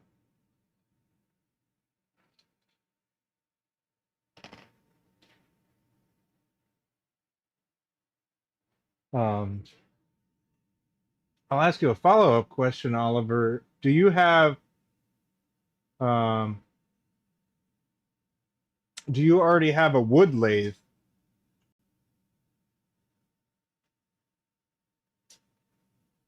You got enough space for the machine. Good, good, good. Does the space have ventilation?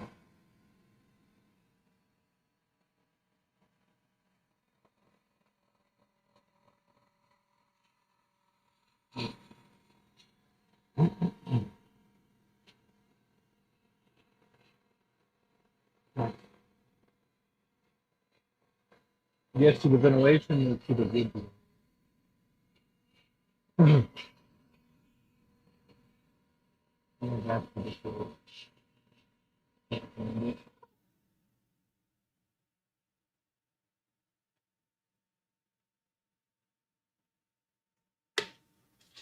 Yeah, that would be my only thing is if you were trying to be making pins and you only have, you could only have one lathe. I don't know if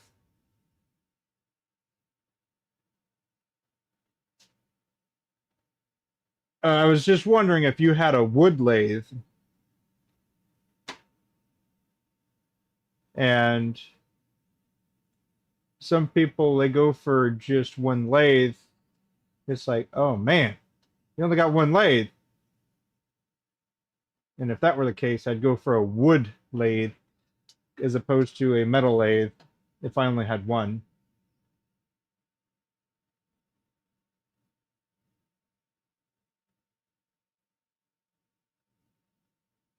I couldn't imagine sanding on this thing.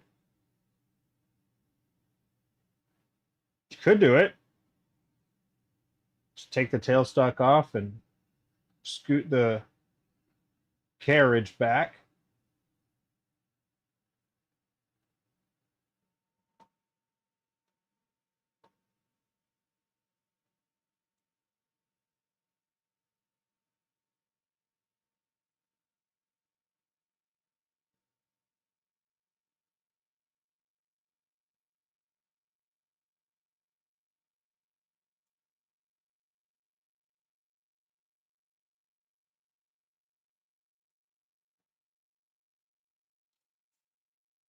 You have a wood lathe, but think it would take longer. Yeah, I mean, I could see that.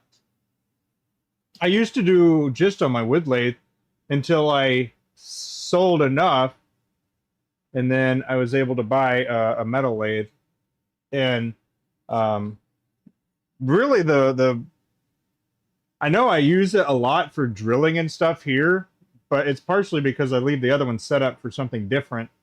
Um, and it might be stupid, but I really don't like that the uh, the tailstock that this doesn't free spin. So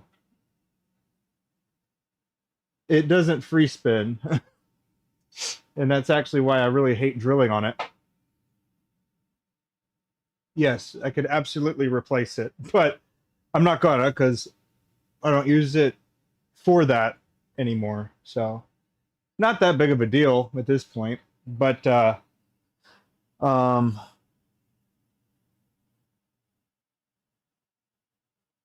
let's see. I think you can definitely save some time,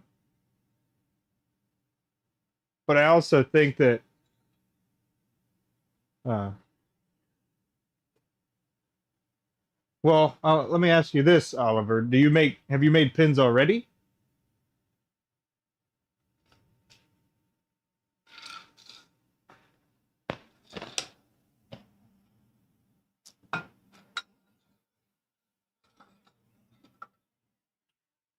I'm gonna head back over and continue working.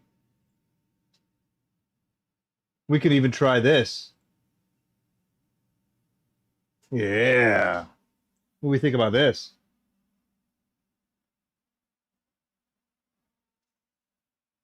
Okay. I'm gonna be right here. Let's check it out.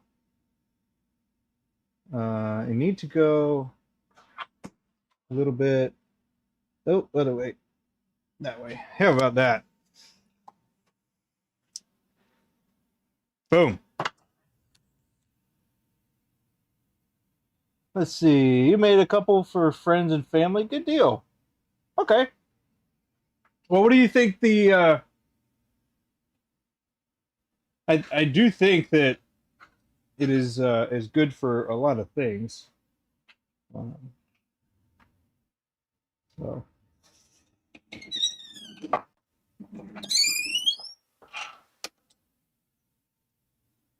um,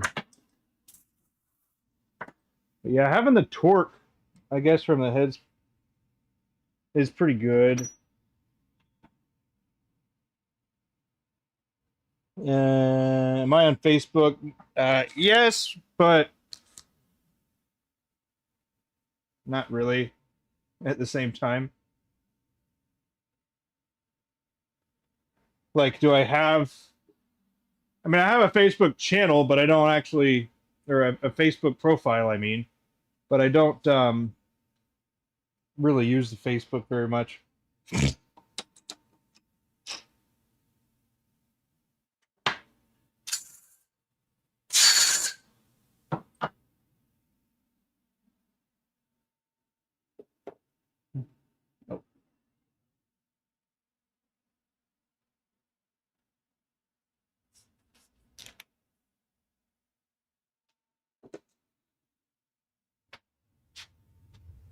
But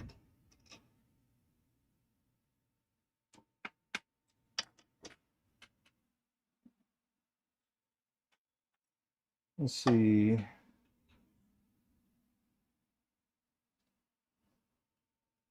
I do like having the metal lathe, so definitely don't blame you for wanting one. And if you were going to get one, I would just make sure that you have enough room to work in the space. It's in the budget that you want, and it's you got enough real estate for it, and make sure it's compatible with the tools that you've got. I guess that's the main things I would say.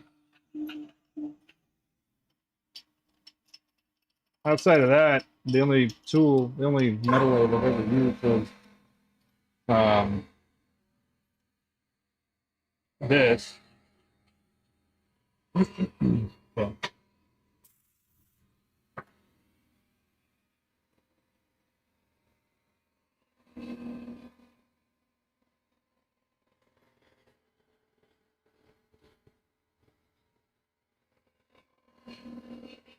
as far as like upgrades go, I can't imagine there being too many upgrades I could actually put on this particular machine because it is pretty small. Um, like one of the popular things that I've heard is a turret system, which are pretty cool. They allow you to have multiple chucks and stuff and multiple tools on a turret. So you just kind of rotate the piece here, you rotate it to another one. So it's kind of cool in that regard.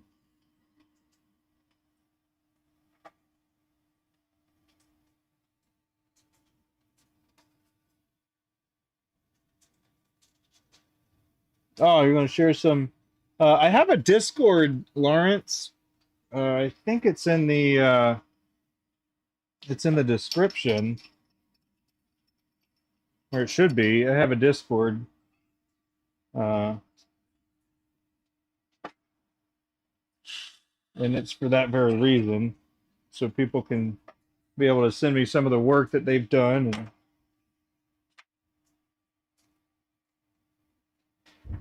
I started all this at the peak of crazy times for my workload, really. Um, we have quite a few pin shows that were going on around this time. And then Orlando is the last one that we'll be leaving for on, uh, let's see, we'll be leaving on Wednesday for. So, but yeah, there's a Discord, Lawrence, but there's not a lot of information there quite yet. I don't know how to use it really either, so it's been kind of a pain for me to learn as well. But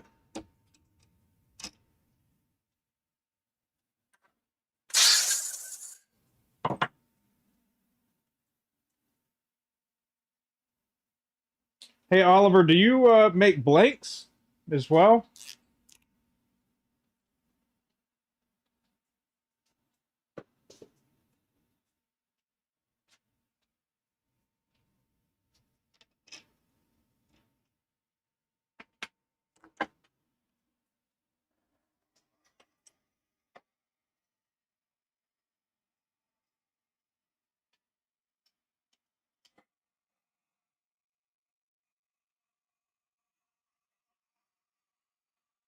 Oh, something else about the wood lathe versus the metal lathe is this one has a three jaw chuck, which I like, obviously for um, cylinders, cylindrical shaped things.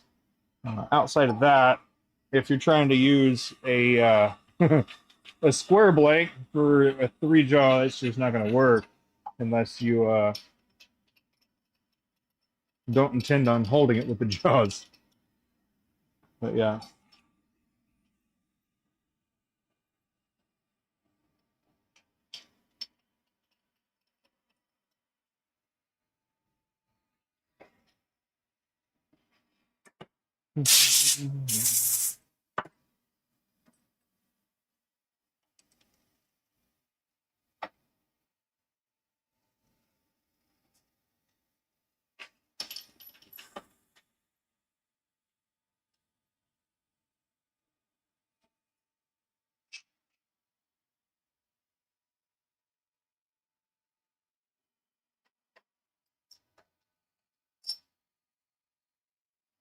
Tom, how you doing? One of the things you love about pin making community is how we help to promote each other, even though we're technically competitors. Yeah, yeah. Why not? We're not going to be making the same thing.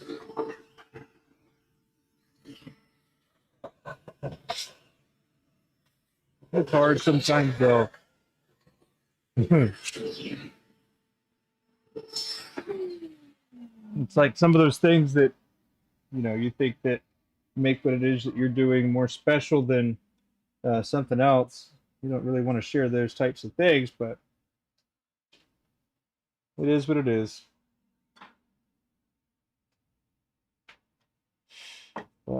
Yeah, good. Do busy. We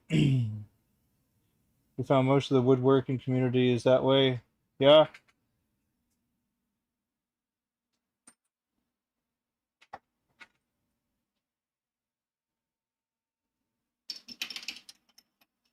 I'll be honest, I haven't really dove really deep into the turning community. Um,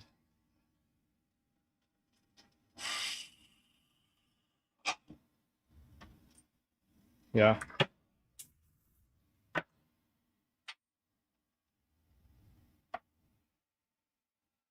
So I appreciate this statement, but I wasn't like this the whole time.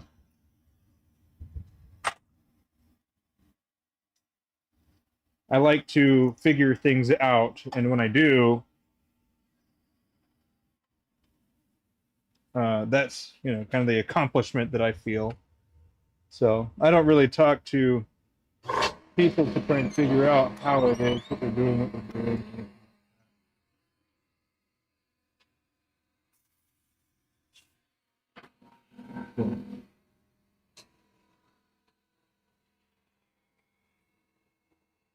If when you got some trying to get rich, get tools on YouTube. Well, I don't need any tools. If somebody tried to send me a tool, I'd probably deny them. Need for it or whatever. Especially if it was a tool of any size, you know. Unless it was another lathe. If it was another wood lathe, I'll take the Laguna 1524, and I'd have to work out a little something with my space, but I'd take it. I'd take the Laguna 1524.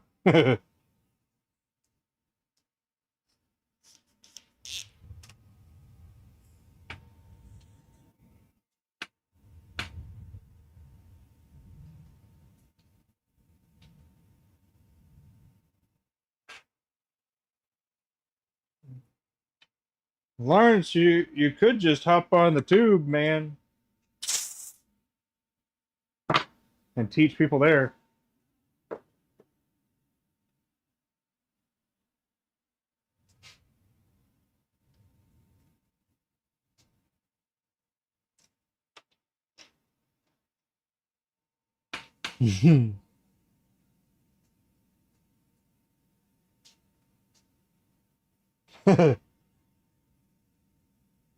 Of course, we pin makers also need to keep certain proprietary things a trade secret, like resin recipes and the production of certain components. Well, I mean, I've been streaming the production of this for quite a while now, so there's not really any secret that I've got anymore when it comes to that. So, if you watch some of my live streams, and there's a good chance that you could learn how to do it from start to finish. So, although I haven't really specified like any drill bit sizes or anything like that, but I'm pretty sure those are relatively easily found uh, if you looked for it. But I haven't specified any of those things, so.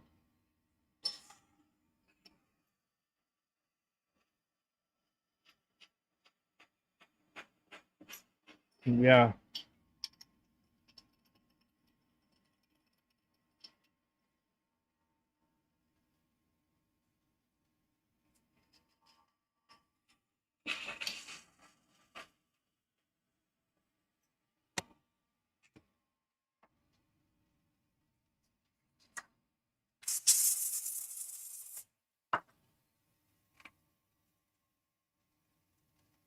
Mohan, how you doing?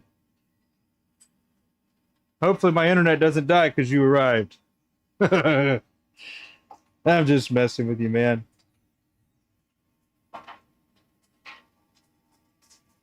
It just seemed like when we were getting into a deeper conversation about uh, what I was doing or something like that, like the stream like cut out or something, and it happened twice, which is kind of crazy.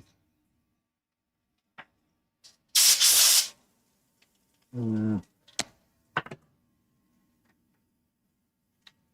But good to see you. Good to see you here. Everybody having a good Sunday evening? Sunday? Yep.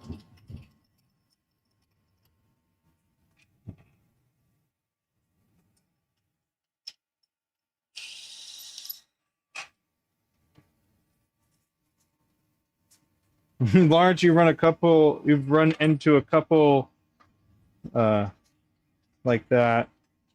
Shoot. I forgot like what? It's 6 a.m. Mohan? Man, you're getting an early start, aren't you? Well, right on. As good as you can.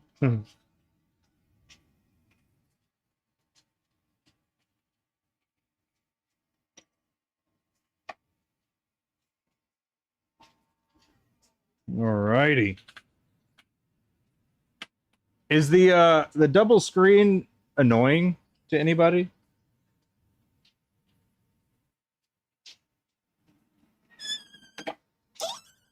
Or is it nice? I don't know. In my mind, it sounded pretty good. Or it seemed like it would be pretty good. Starting your day with a pin, Mohan? That's good. That's good.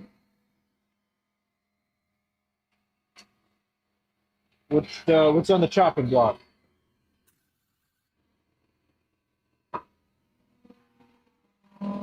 Ooh, you're cruising right along. Good grief. Okay. Go ahead.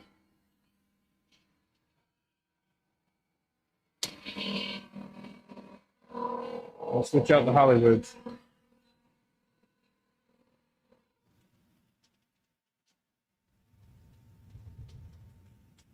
Sorry. I'm going to switch this right quick. As much as I like it, it's so annoying going back and forth like that. Where they safely fell to the floor. All right, that's better. All right. It's an addict. Yeah, it is. It's nice. It's fun. I enjoy it for sure. Uh, I gotta I gotta close up some the work in the garage here. It's raining again.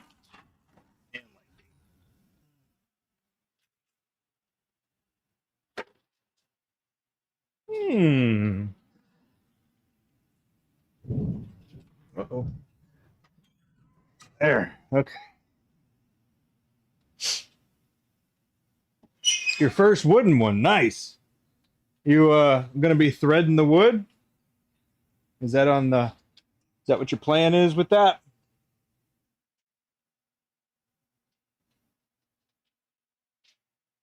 I've got a few other pins that I'm gonna grab right quick that I gotta work on the threads for a second. Quick little chaseroo. Oh, yep. Okay. There. Huh. Ah. Eh, that's pretty good. Let's see. Okay. The first wooden one, nice, nice. There we go. Okay, a few weeks ago, you made a pin from deer antler. That's awesome. Uh, an ebonite sleeve. Cool. Really cool. Well, good luck. Good luck with that.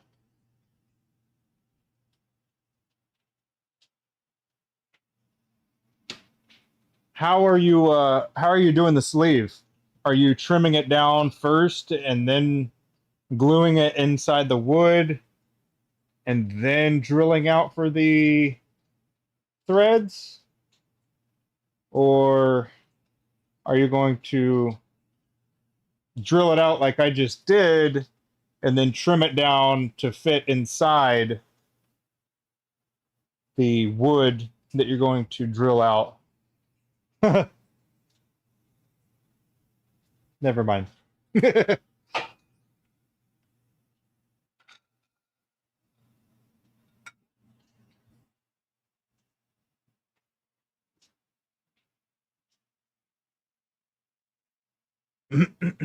Let's see.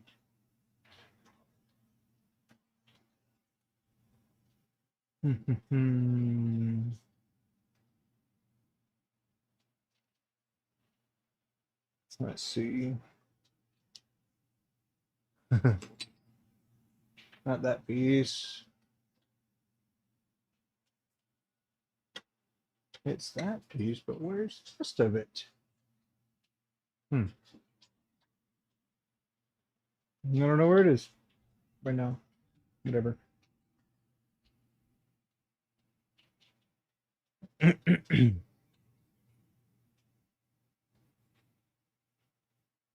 Oh, what's my favorite pin cap closing type? Oh, let's see. Well,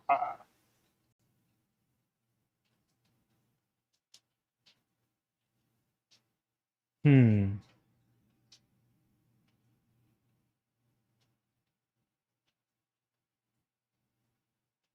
Well,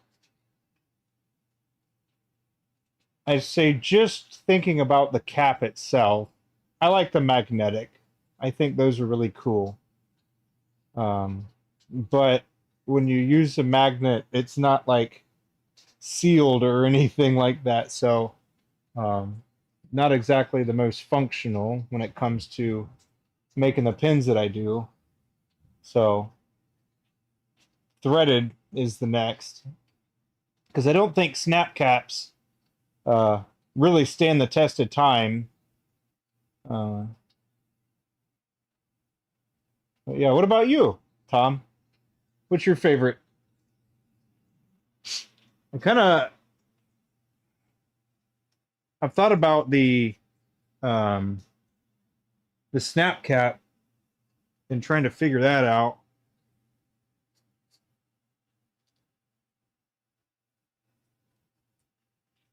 but they're tough. RD, how you doing? Ruben, howdy. Welcome to the shop.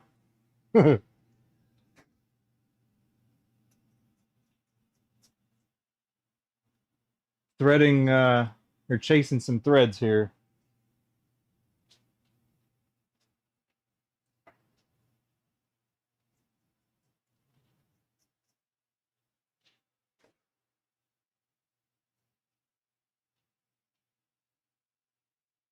But yeah, Ruben, how did y'all's live go last night?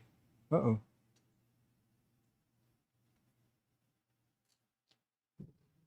Was it last night or yesterday? It was at some point yesterday. I remember that.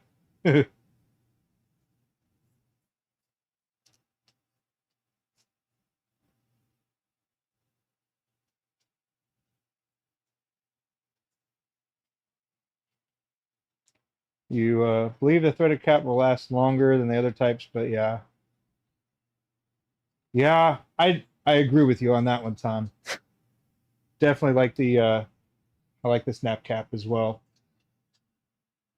But yeah, I just don't think it'll stand the test of time, unfortunately. Oh, was how did the stream for you go last night or yesterday? I saw y'all were doing a live. You like the sound of an ebonite pin? Ugh. Are we talking about pre-polished or post-polished threads? Because when I hear that like screeching, it's no bueno to me. No good.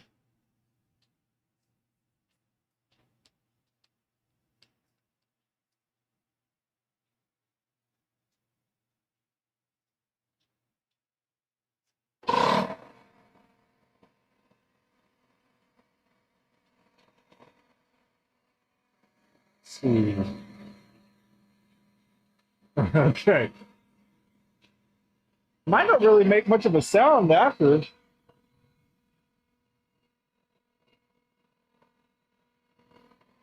Yeah, mine don't really make a sound after I do that.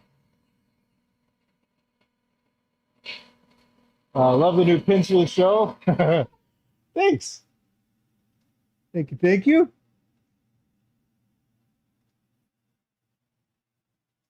It was a premiere of Tony's new video. Okay, gotcha. Well, it was pretty good. I enjoyed watching it. It was yeah, it was very enjoyable to watch the transitions and then the like the close-ups that you were I imagine that you wove in there uh were really nice. So, looks good.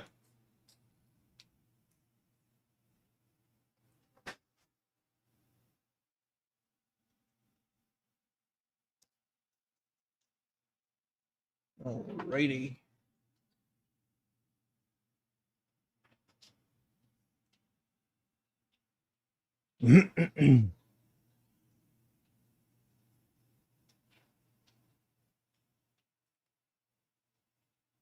Bill. Hey, good deal. Yeah, I'm glad that it's performing well for you.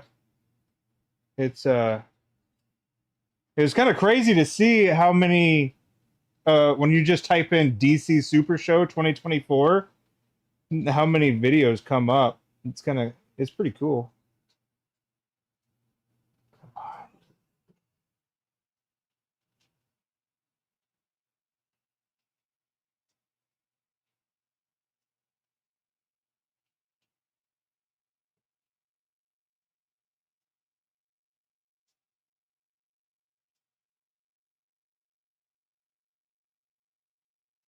Oh yeah. Those are the stratified. I appreciate it.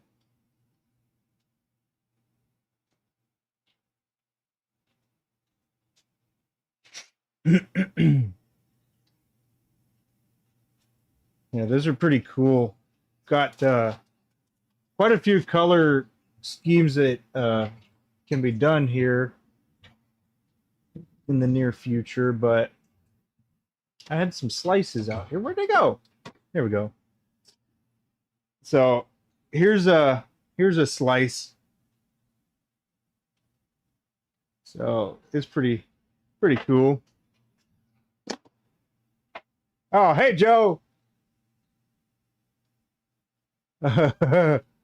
Tony wants to know how much they are.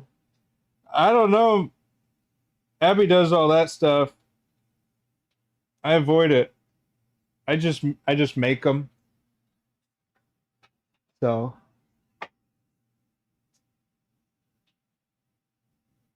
so sorry, Ruben. Can't answer that one. I don't know. She she was doing the finials on those. Um, I'm really enjoying doing those. My goodness, there we go. Let's see. Post, of course, yeah.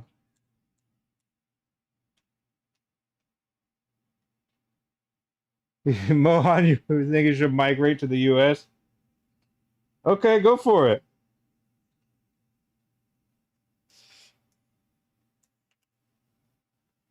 Keeping your passion kicking. That's what I need, a front woman to sell. Yeah.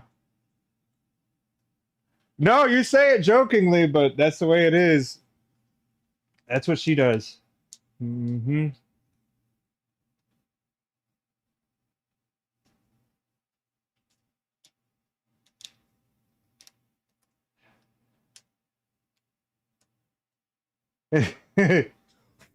Well, I appreciate it. She'd I don't know, they've actually I don't know if you've noticed on Instagram, Ruben, but a lot of the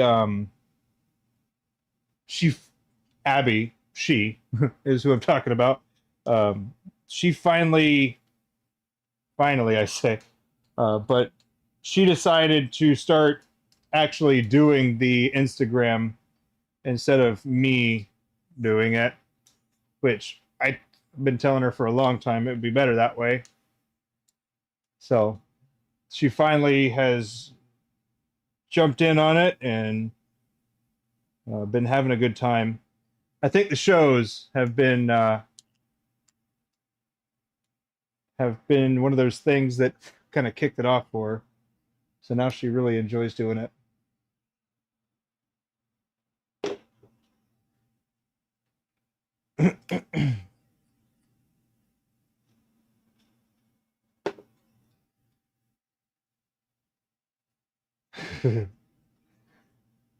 You need a front woman to sell for you, Lawrence? Well, sorry. She's already doing it for me. uh, Mohan, your woman criticizes you for underselling. Well,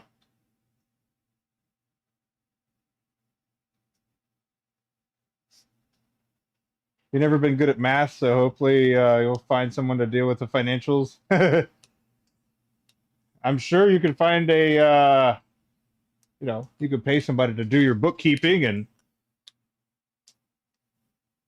well, actually, I mean, you could definitely find somebody for your bookkeeping, but you ain't going to find somebody that's going to promote your stuff until you start dishing out some more money, making it worth their while.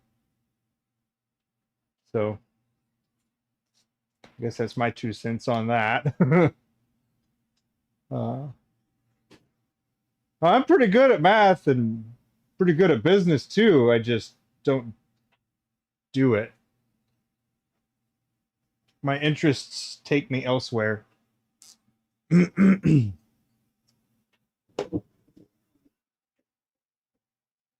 Yeah, I've almost got a bachelor's in business leadership. I just don't use it.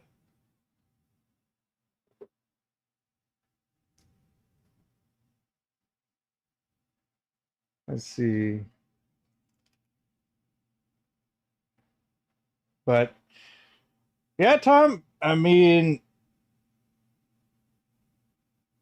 I don't know. I guess if I were to suggest something, it would be to create a system. And whatever system that you had, that don't deviate from it easily. Right on, Ruben. Good to see you, man. Have a good night. Heck yeah. That's right. Shoot. That's crazy. I'll be seeing you next week. That's exciting. Tell Tony I said hey, and tell Joe I said hey as well. If you don't mind, sir.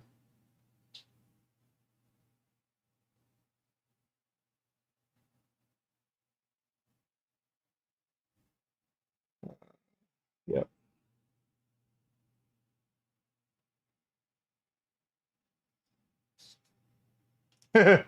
Right on. Love it. Math was your nap class? You don't have to be like super good at math. Come on, Lawrence.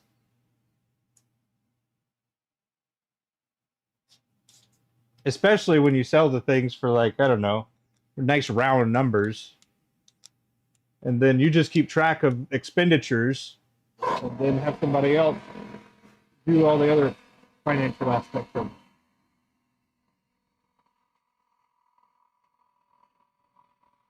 Mohan, who come from a strong engineering and business background. Well,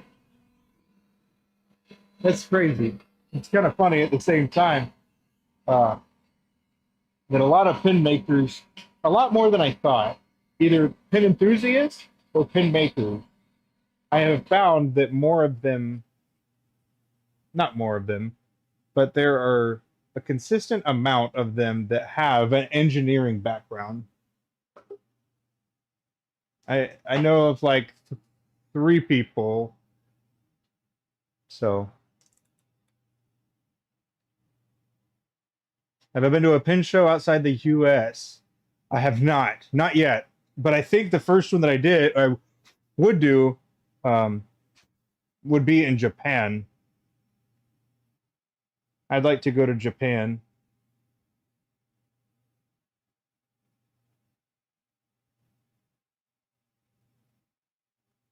but there's a lot of unknowns. There's more unknowns than knowns for that. I have a hard time reading a tape measure.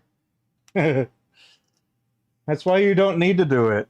You just figure out the sizes and then you have them lined up from left to right, create systems. You take the thinking part out of it.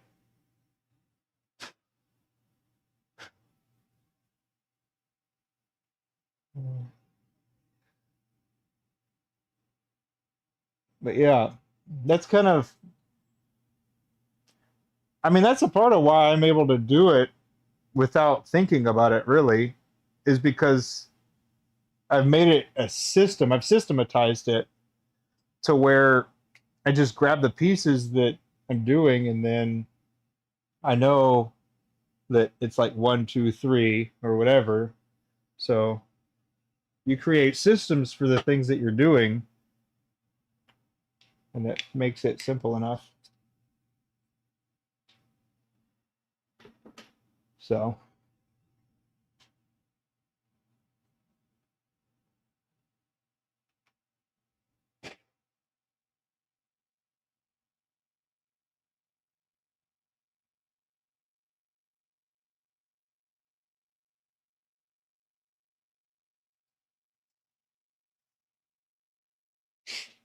yeah, if you have like, well, I won't get into that, but you know there are like different elements of business stuff that if you were trying to do it as an occupation, then you would approach it completely different than you would as a hobby. Um, but I will also say that I think customers can recognize if it is a hobby or if it is a business, sometimes. So, and I think a part of it has to do with how you treat it. Um, and not just how you treat it, but also, you know, how you treat them and that kind of stuff.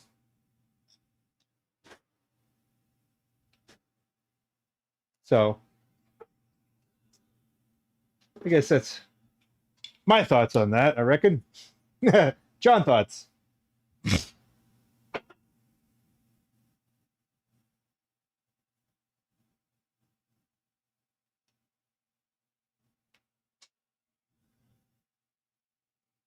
But have been turning for like full time turning for coming up on 5 years now. So pretty cool.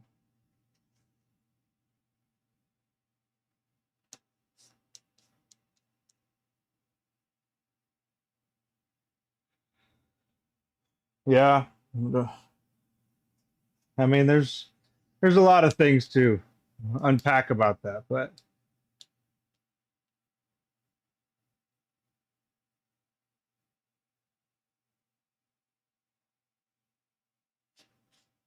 3 or 4 of them per month. Nice. Yeah, I think that's a good way to be. Serious, but also, you know, determining that boundary, you know.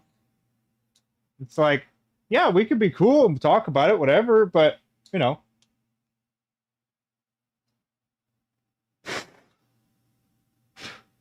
well, that's not really my take on it. I'll backtrack a little bit because it's not really my take on it because I am all about enjoying the company and sharing the passion and the excitement about all of it. But I'm probably not the greatest example of what to do when it comes to like the whole business aspect of it. Like I know what I'm talking about, I just don't do necessarily what I'm talking about. So kind of weird, I guess, when you think about it like that.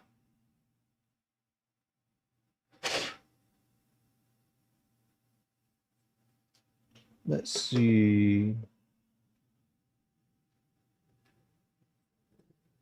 Nice. All of these are. Woo.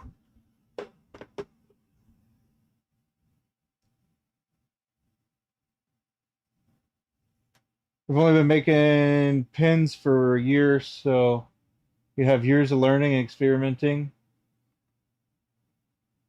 Well, right on.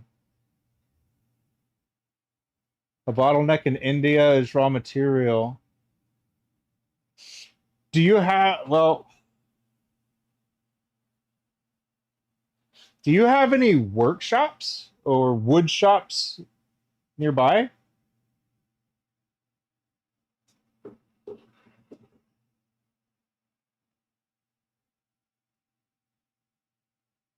I'll be honest, there's not a whole lot of pin makers in the US either. Well, bespoke pin makers.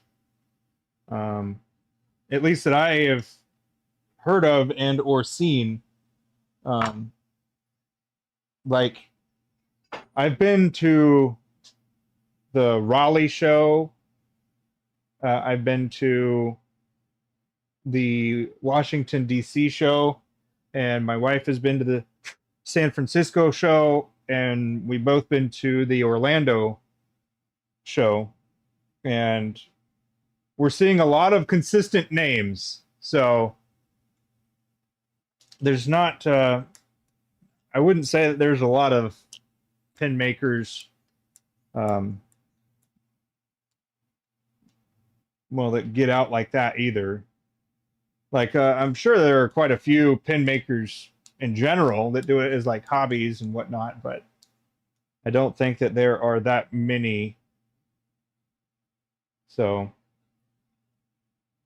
The other thing about it, though, I think is, um, I think that more people are going to be able to. I think pins are actually going to be more popular moving forward, in part because I do think eventually people will try to. They'll start realizing how fast technology and stuff is going, and they'll try to slow back down. Uh, so that's my thoughts. Not many in England either. There's one dude I saw. He's like someone handmade pins. Um,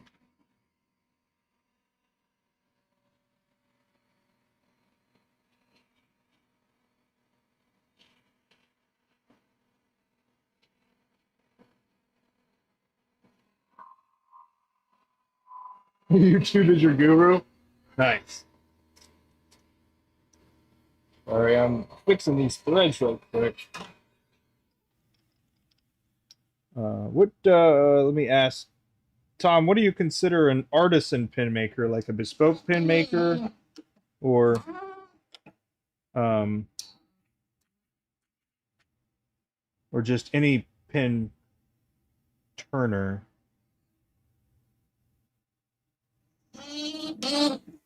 Ouch.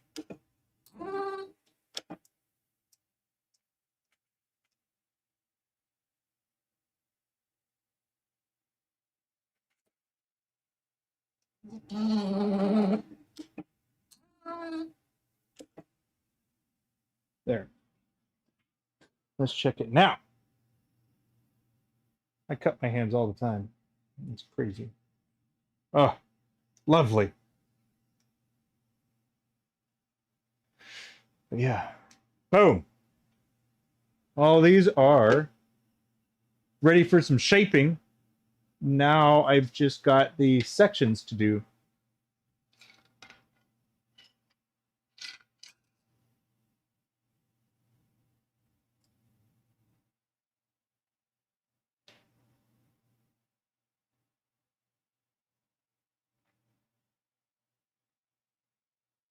Pin makers who run a small operation, they're on their own or with a team. Yeah. See, that's where it gets a little interesting because if we were to start a group, say that we say that we have a whole bunch of pin makers, so it's like the whole MAV crew, right? So we have Tom, Mohan, Lawrence, and Oliver all making pins, and then they all go to one person that's going to sell. And when those pins sell, then each person, not each person, but the person that made that one is getting a cut, but also the person that is selling them also gets a cut. So that's, you know, a potential sort of business type of thing. You know, the whole representation aspect of it, and then facilitation of getting the product shipped and all that stuff. So it is an interesting thing to have a team, but it's one of the weird things about it is testing out the demand.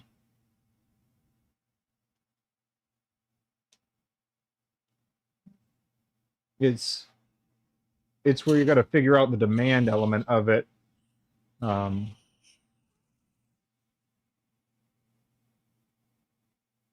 you're sporting to such idea. Well, it's well,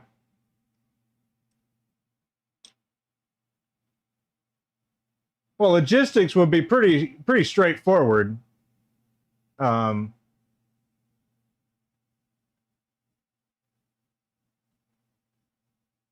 Yeah, I think logistics would be pretty straightforward for that particular idea. Um, but the other element of it is if it was something that was being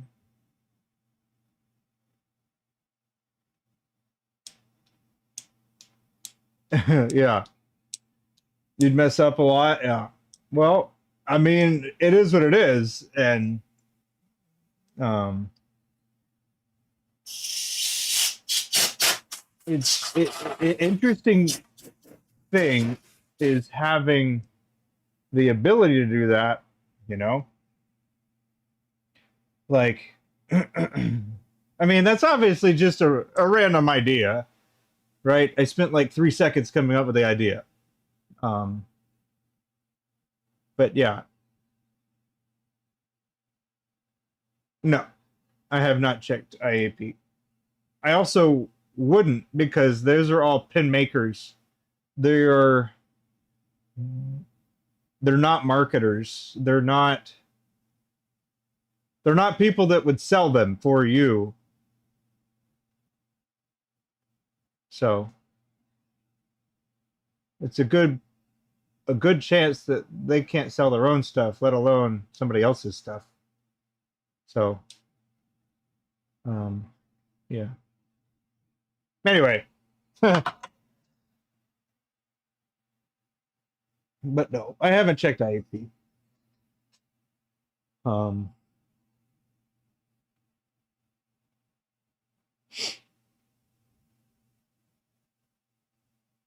it is an interesting idea though. Interesting idea.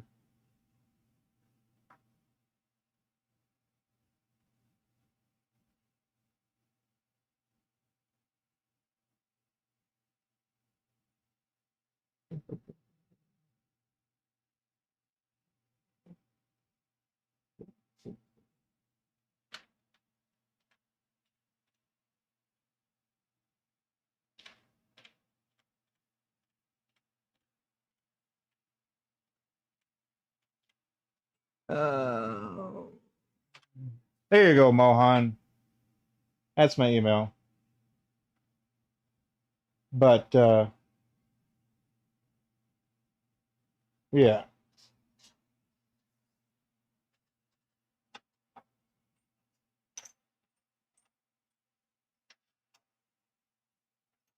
it's one of those things where it could go sideways pretty quick. If, uh, not everything was clear. So I think communication is probably one of the most important elements of something like that. So um, I think people only get mad in situations like that when something comes up that uh, they weren't talked to about specifically. Uh, but on the other hand, it's like impossible to know everything. So how can you always know the different situations that can arise?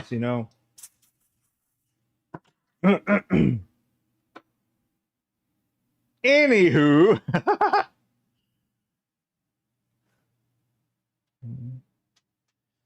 yeah.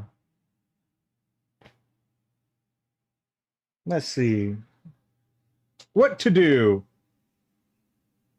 What do we think? Keep working on stuff or call it?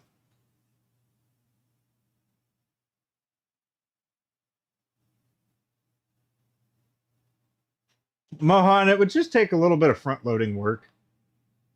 It would take an arrangement drafted and then, you know, the whole yeah, I don't think it would really take all that much. It's like, hey, you can deliver up to, X amount and I will have them here and we'll talk about them here, promote them here, do this, and then if we do end up moving them, then you will get X% of that. We'll get X% of that because we're actually doing the selling portion of it, and then boom, there's the profits. the profit distribution. But I think the way it would work would be, well, there's the whole legal elements, the tax legal elements of it. So that would be navigated legally, not shadily.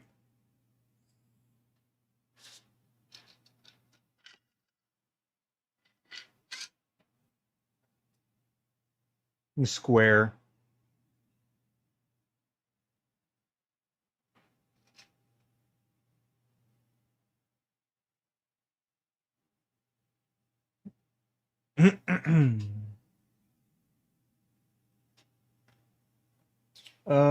Tom, of course you can ask. That's what I'm here for.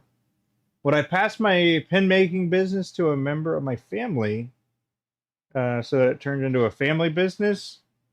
Um, I think it would depend on how far it got. Um, but like if it was just right now, no, probably not. Um, but where I anticipate it's going, then yeah, it's quite possible. If they were interested. That's the other thing is you have to find someone that's interested. Um, and it could be a family member, but I'm not going to try and force my family to be a part of it if they don't want to. You know, it started as like it started out of like a passion project for me, so I wouldn't force that on anybody. It's quite complicated in India. Huh. Well, I will also say that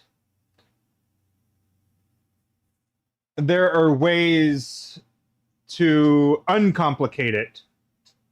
For example, there were some, let's see, are they from Turkey and India? There were some people from India and Turkey and a couple other countries that came to the DC show, the Washington, DC pin show. So that is a way to uncomplicate it.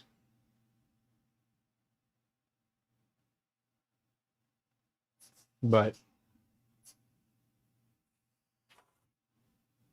one of those things is where you just have to keep solving enough problems to get to the solution, you know?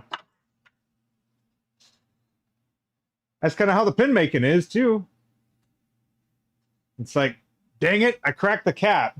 Okay, why did I do that? Or how did that happen? Okay, well, let's solve that problem. Dang it, I drilled too deep. Okay, how are we going to solve that problem? Yeah, it got too hot when I was drilling. You just keep solving problems until you end up with what it is that you're going for in the first place, you know?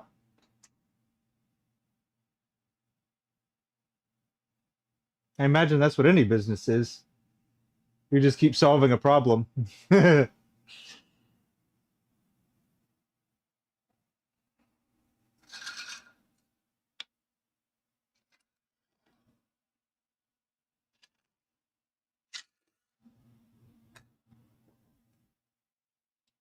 You know, the other thing I'll say is everything's pretty complicated until it isn't.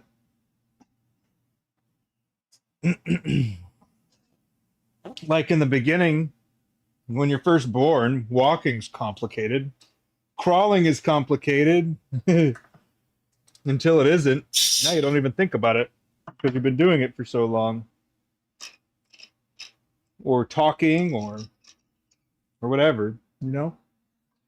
Everything's hard until it isn't.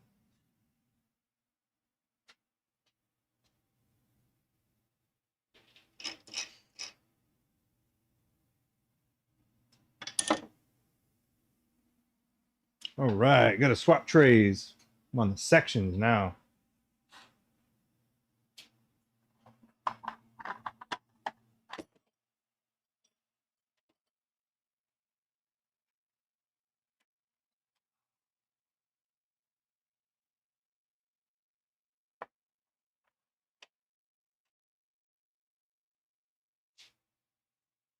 But yeah, there was actually a vendor behind me that was from India. I've got his business card. Oh, I'm on the wrong one. I've got his business card, but I don't remember what it was off the top of my head.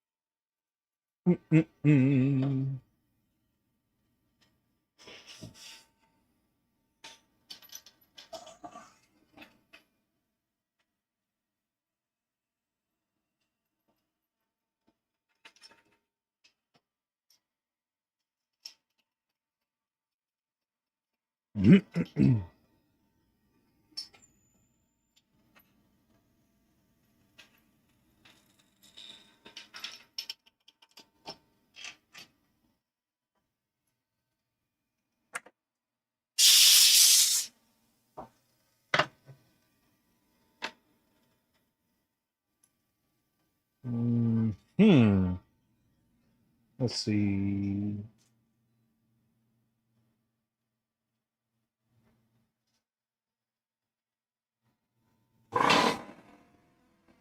Oh, I'm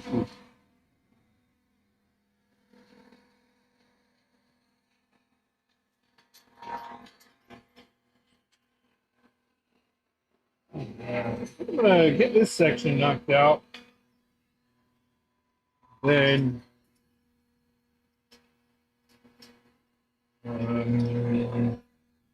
call it, huh? What a great Sunday.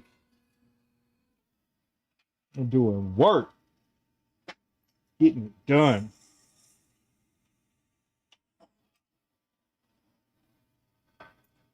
Heck yeah. It's toasty in here in the workshop slash garage.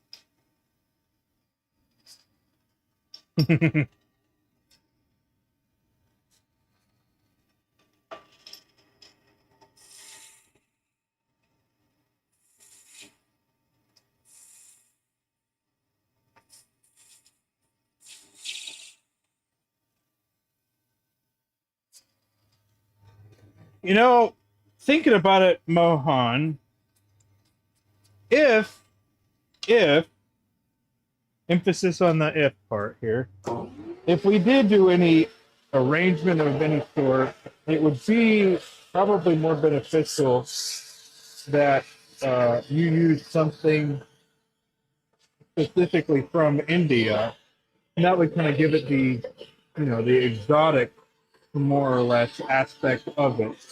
And same thing for you, Tom. If there was anything like that, that it would be more, I guess, exotic. You know, the same thing. If it was something from England specifically, that's like complicated to acquire in the U.S. So just, you know, thinking about that kind of stuff.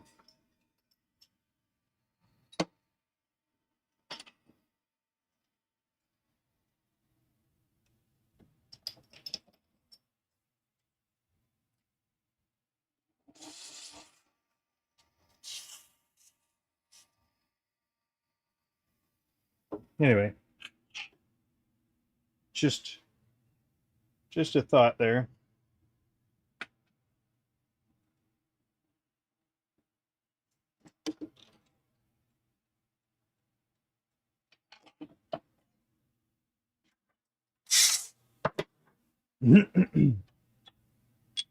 Also, I will say, if y'all could, you are enjoying hanging out and whatnot, you hit that like button.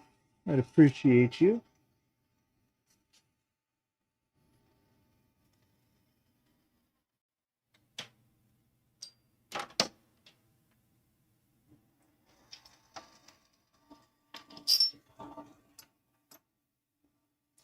Tomorrow we've actually got a concert that we're going to.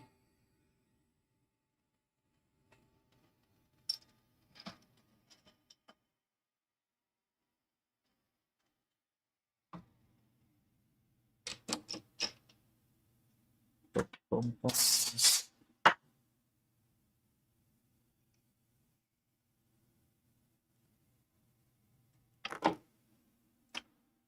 Um, I'm gonna face that off right quick.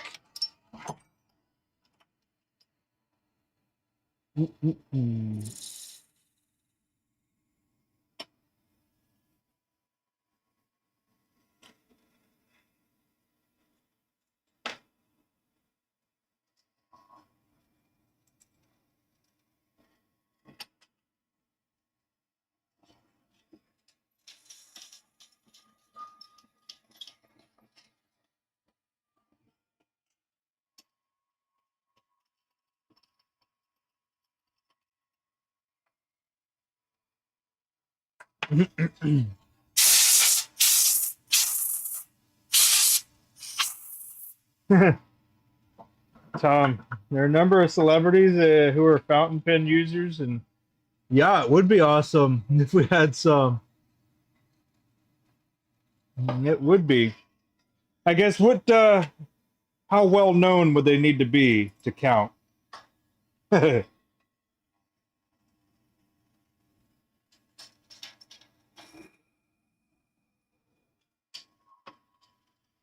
There are some, and I actually met someone who works with um, some of them. So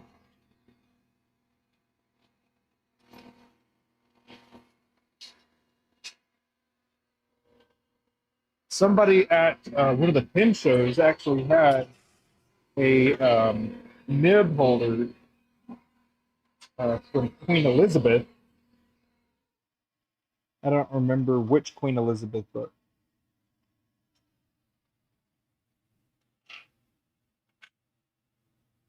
yeah,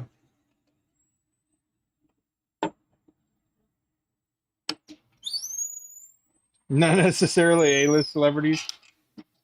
Yeah, well, you know, I don't think it would really take that much, really. You know, celebrities are humans just like everyone else.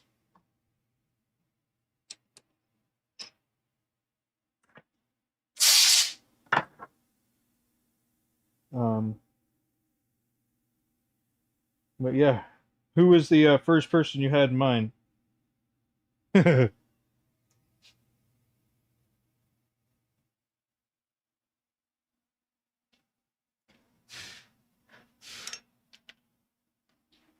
I think presidents used to use fountain pens. I don't think they do anymore.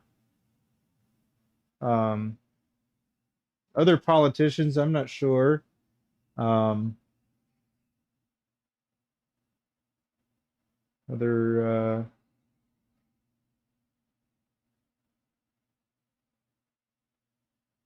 I'm talking like YouTube celebrities or movie star celebrities, or let's see. Go ahead and turn this off.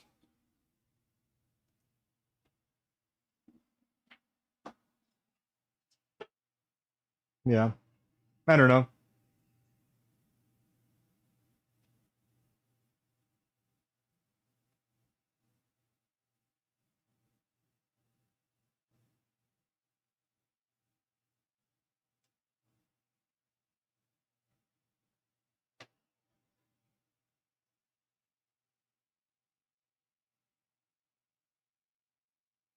Hmm, hmm, hmm. Well, I say we made pretty good progress. Pretty good progress. I'll get the rest of these sections done tomorrow, and then I will get them all shaped in the morrow as well.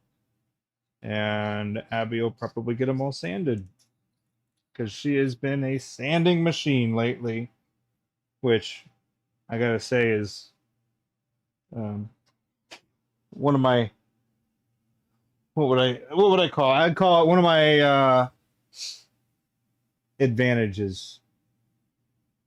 And if it was a competition, I would say it was one of my unfair advantages because of how awesome it is that she sands stuff. So, anywho,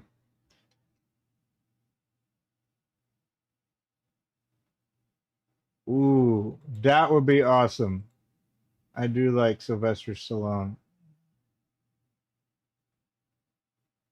Man,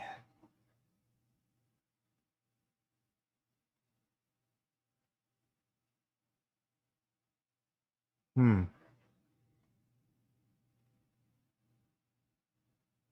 I'm gonna have to look into that, Tom. So I have been working on, man, what kind of, hmm,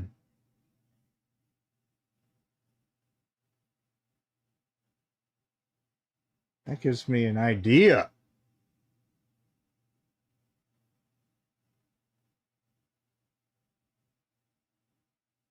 Huh. He's got to be one of my top five favorites of all time. So Sylvester Stallone, obviously, Keanu Reeves, Denzel Washington. I mean, those are some of my faves.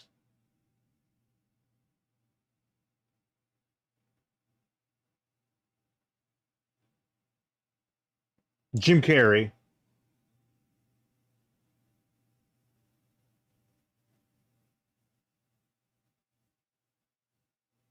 yeah. Johnny Depp.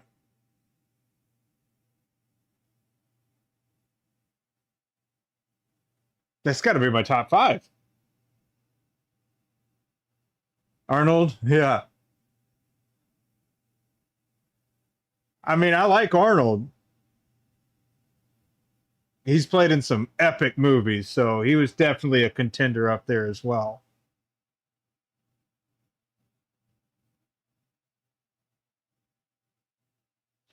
But as far as like the movie genres that I was working on, I think Sylvester Stallone and Arnold kind of go hand in hand in the genre that they're in.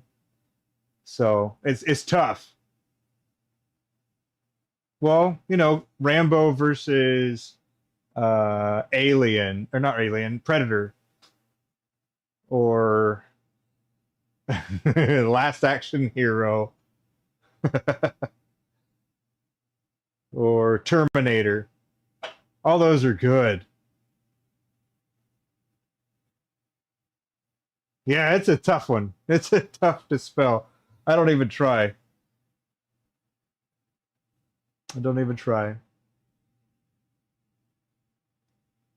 But yeah, he's definitely up there as well as far as like, and it's not so much just him in movies. It's him as like a person as well. I think he's a pretty interesting person. Oh, Van Damme, that's a good one. Man, you're whipping out some real good ones, Tom. Remember some blood sport and but I don't he might make I don't know, top 20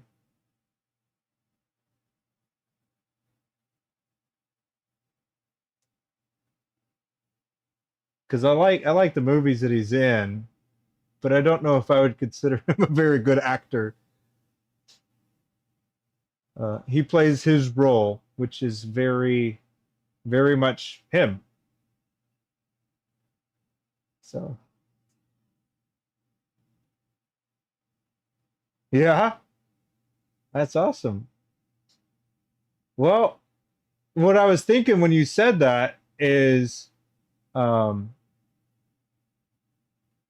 whatever it is that you're making, you could just be like uh, this pen that is inspired by uh, Sylvester Stallone and Rocky when he's going after I don't know Creed, Apollo Creed, And so that's the YouTube video that you make.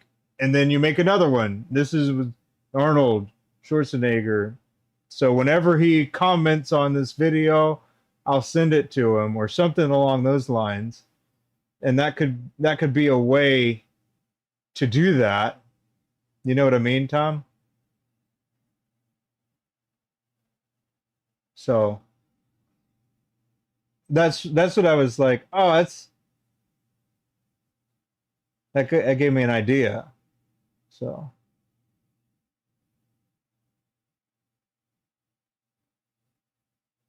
you make a pretty cool, and then you just keep making them for different people that you want, and then eventually, I would imagine it would get found by that person or shared with that person, and then they would potentially reach out to you in a message, and then you would end up sending them what it is that you had said that you were going to send them. So it probably wouldn't happen for a while. So I'm going to have to do it for a while. If you were wanting a celebrity customer, that's about how I would think about doing it. Unless you just knew a direct line, or you knew like a laterally direct line, like you knew somebody that happened to know that person's secretary or something crazy like that.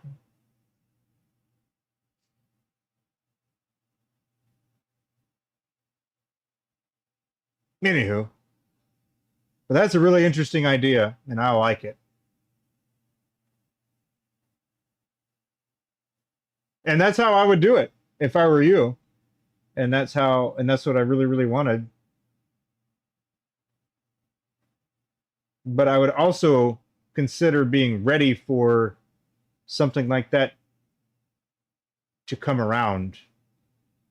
If your goal was to get exposure like that, I would really consider what it was that you wanted to be and how you wanted to be perceived and all that stuff, because it could happen the first time, you know, or it could end up happening like a year, or you doing like, 30 to 50 different specific pins for the different celebs that you were trying to get recognized by.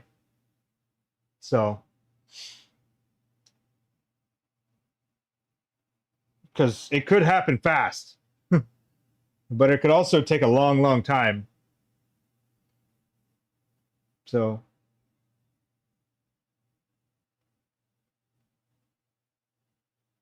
do you have a YouTube, Tom, or anything like that?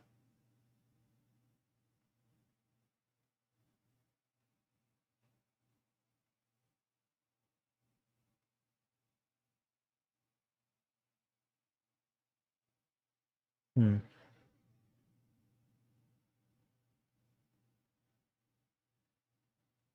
Oh no! Sorry to hear that, Mohan. I hope she feels better. That's never fun.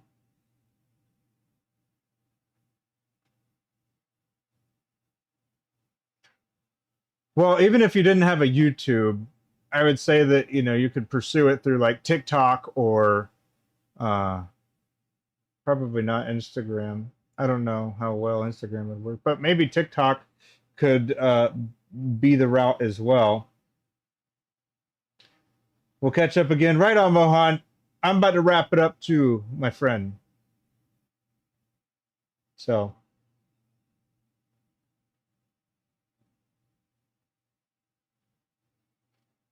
but yeah, Tom, I like that idea.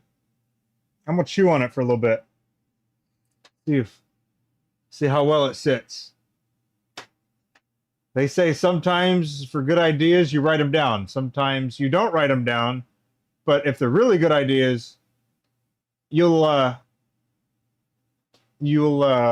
circle back to them if they were good enough ideas, you'd come back to them.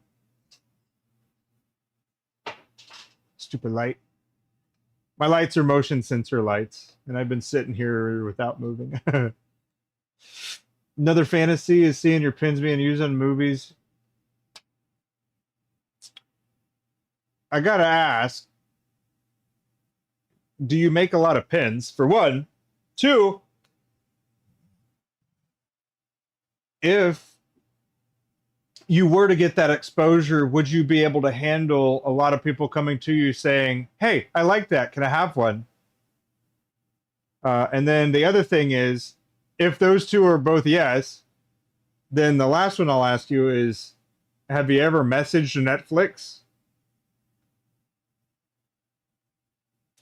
Because you could probably just message Netflix and be like, hey, I am a pin maker and I was interested in sending a pin for you to use on perhaps an upcoming movie or show.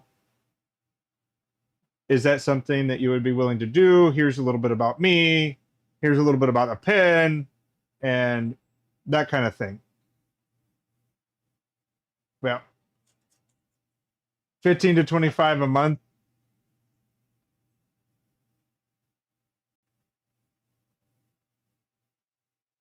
Right on, Lawrence. Have a good night. I hope your recovery is swift.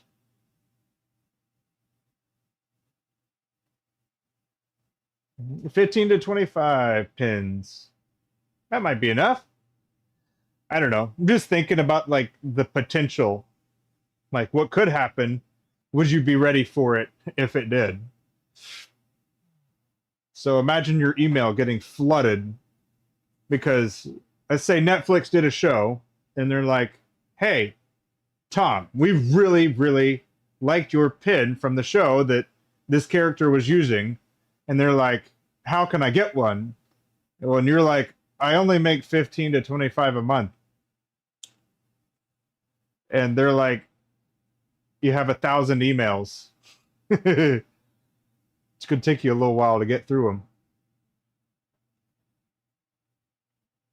But then, you know, there's a lot of other variables to it. But just some thoughts, just some immediate thoughts, that is. But I mean, if you want her to do it, by all means.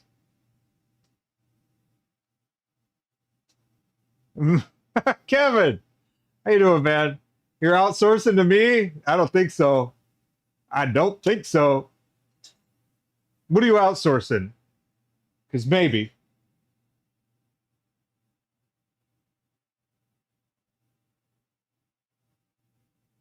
You're currently researching how to just send an email to, yeah. Well, I don't know. There's probably ways. I imagine if you dug deep enough, you'd end up finding it. And good luck in your endeavor. Because that's a good goal.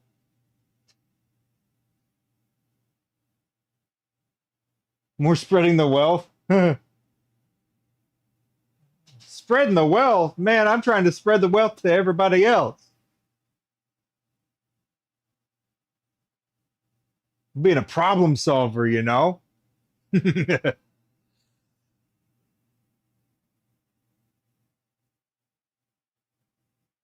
Yeah, Tom. Of course. I hope you get it done, man. I'm on your side. Heck yeah.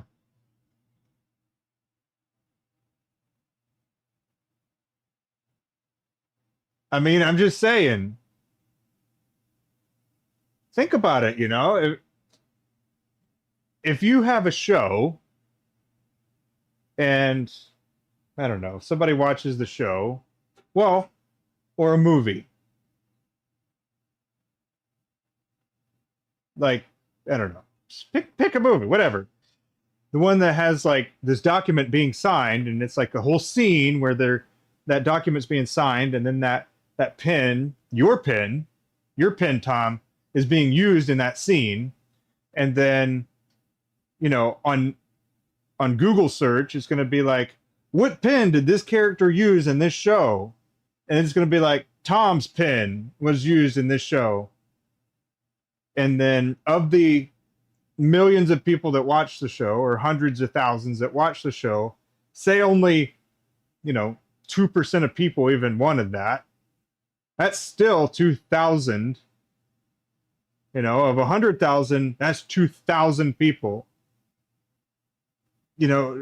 Just to think about that, the volume would be overwhelming.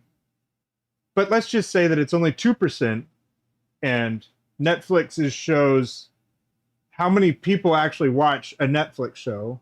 I'd be willing to bet it's more than 100,000. Doesn't matter what the show is, but we'll just say super conservative. We'll say it's 100,000. 2% want the pen. Then that's 2,000 people that looked it up and then are sending it to you. And so they're sending you messages. You're like, hey, Tom, look it up. And you're like, sorry, I only make 20 a month. So, I mean, there's a lot of ways that you can, capitalize on something like that too. You're like, oh yeah, it's only a $500 put yourself in the first 6 months fee. An extra 1,000 if you want it in the first 4 months, an extra 2,000 if you wanted it in the first month. Something like that. I don't know, man. Just spitballing here. But I don't know. Maybe I'm just a crazy. But yeah.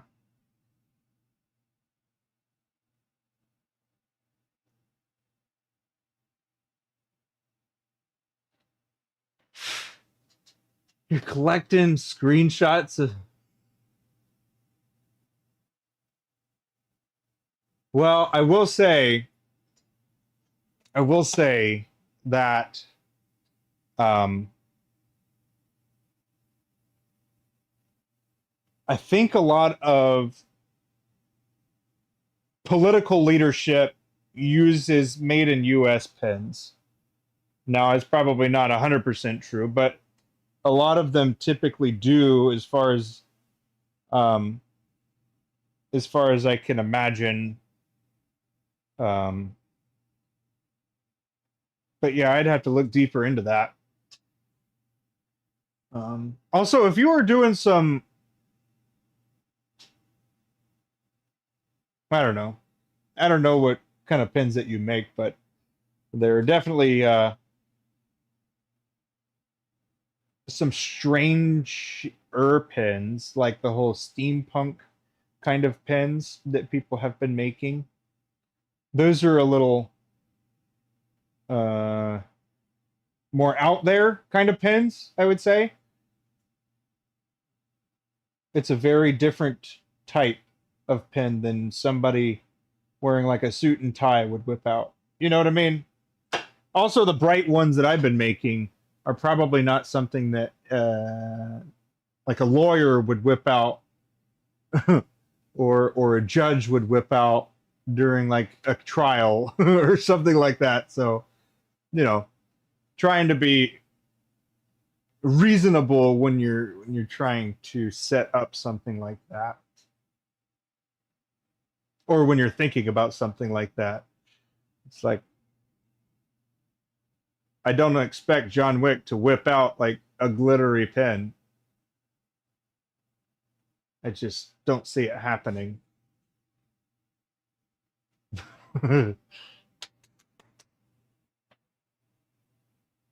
But anyway, let's see.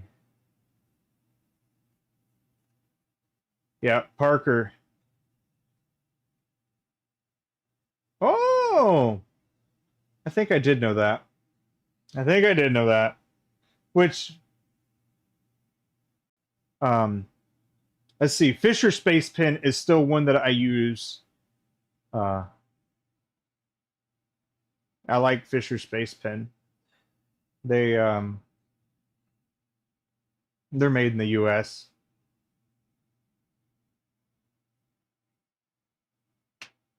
I think I might be off when I say this, but I think some of the Parker models are still made in the US, but I could be wrong. I mean, some pens are made elsewhere and assembled in the US, which is like, seriously? But I don't know. What can you do? What can you do?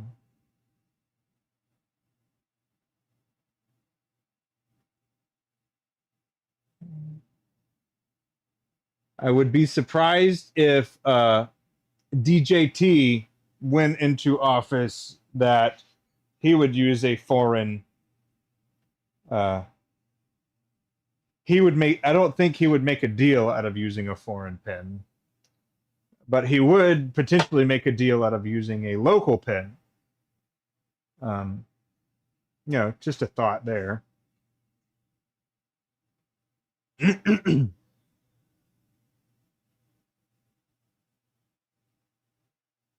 I don't know. I don't know.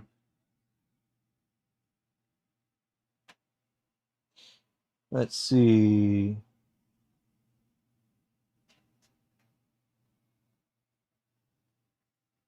Boom.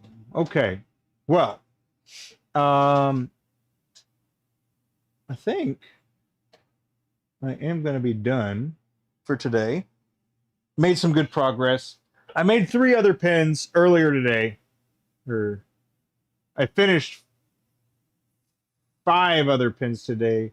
I started 2 days ago. And then, yeah. 2 days ago, I started more pens. I finished them. This is a new set that I'm starting. It'll be the last set before Florida. So hopefully it goes well.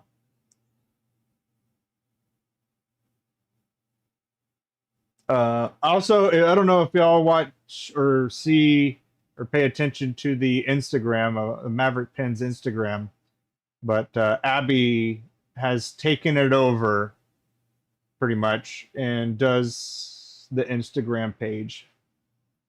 So that's not me anymore. Thank goodness. I was so bad at it. So it's definitely in good hands, better hands, we'll say, at least. So anyway, I hope everybody had a wonderful weekend and hope that you have a good rest of your evening. And I will see y'all next time. Thank you for being here. Thanks, Kevin, Tom. Let's see, Lawrence. You probably checked out already. Mohan. Hope your wife is gonna feel better. Hope she feels better.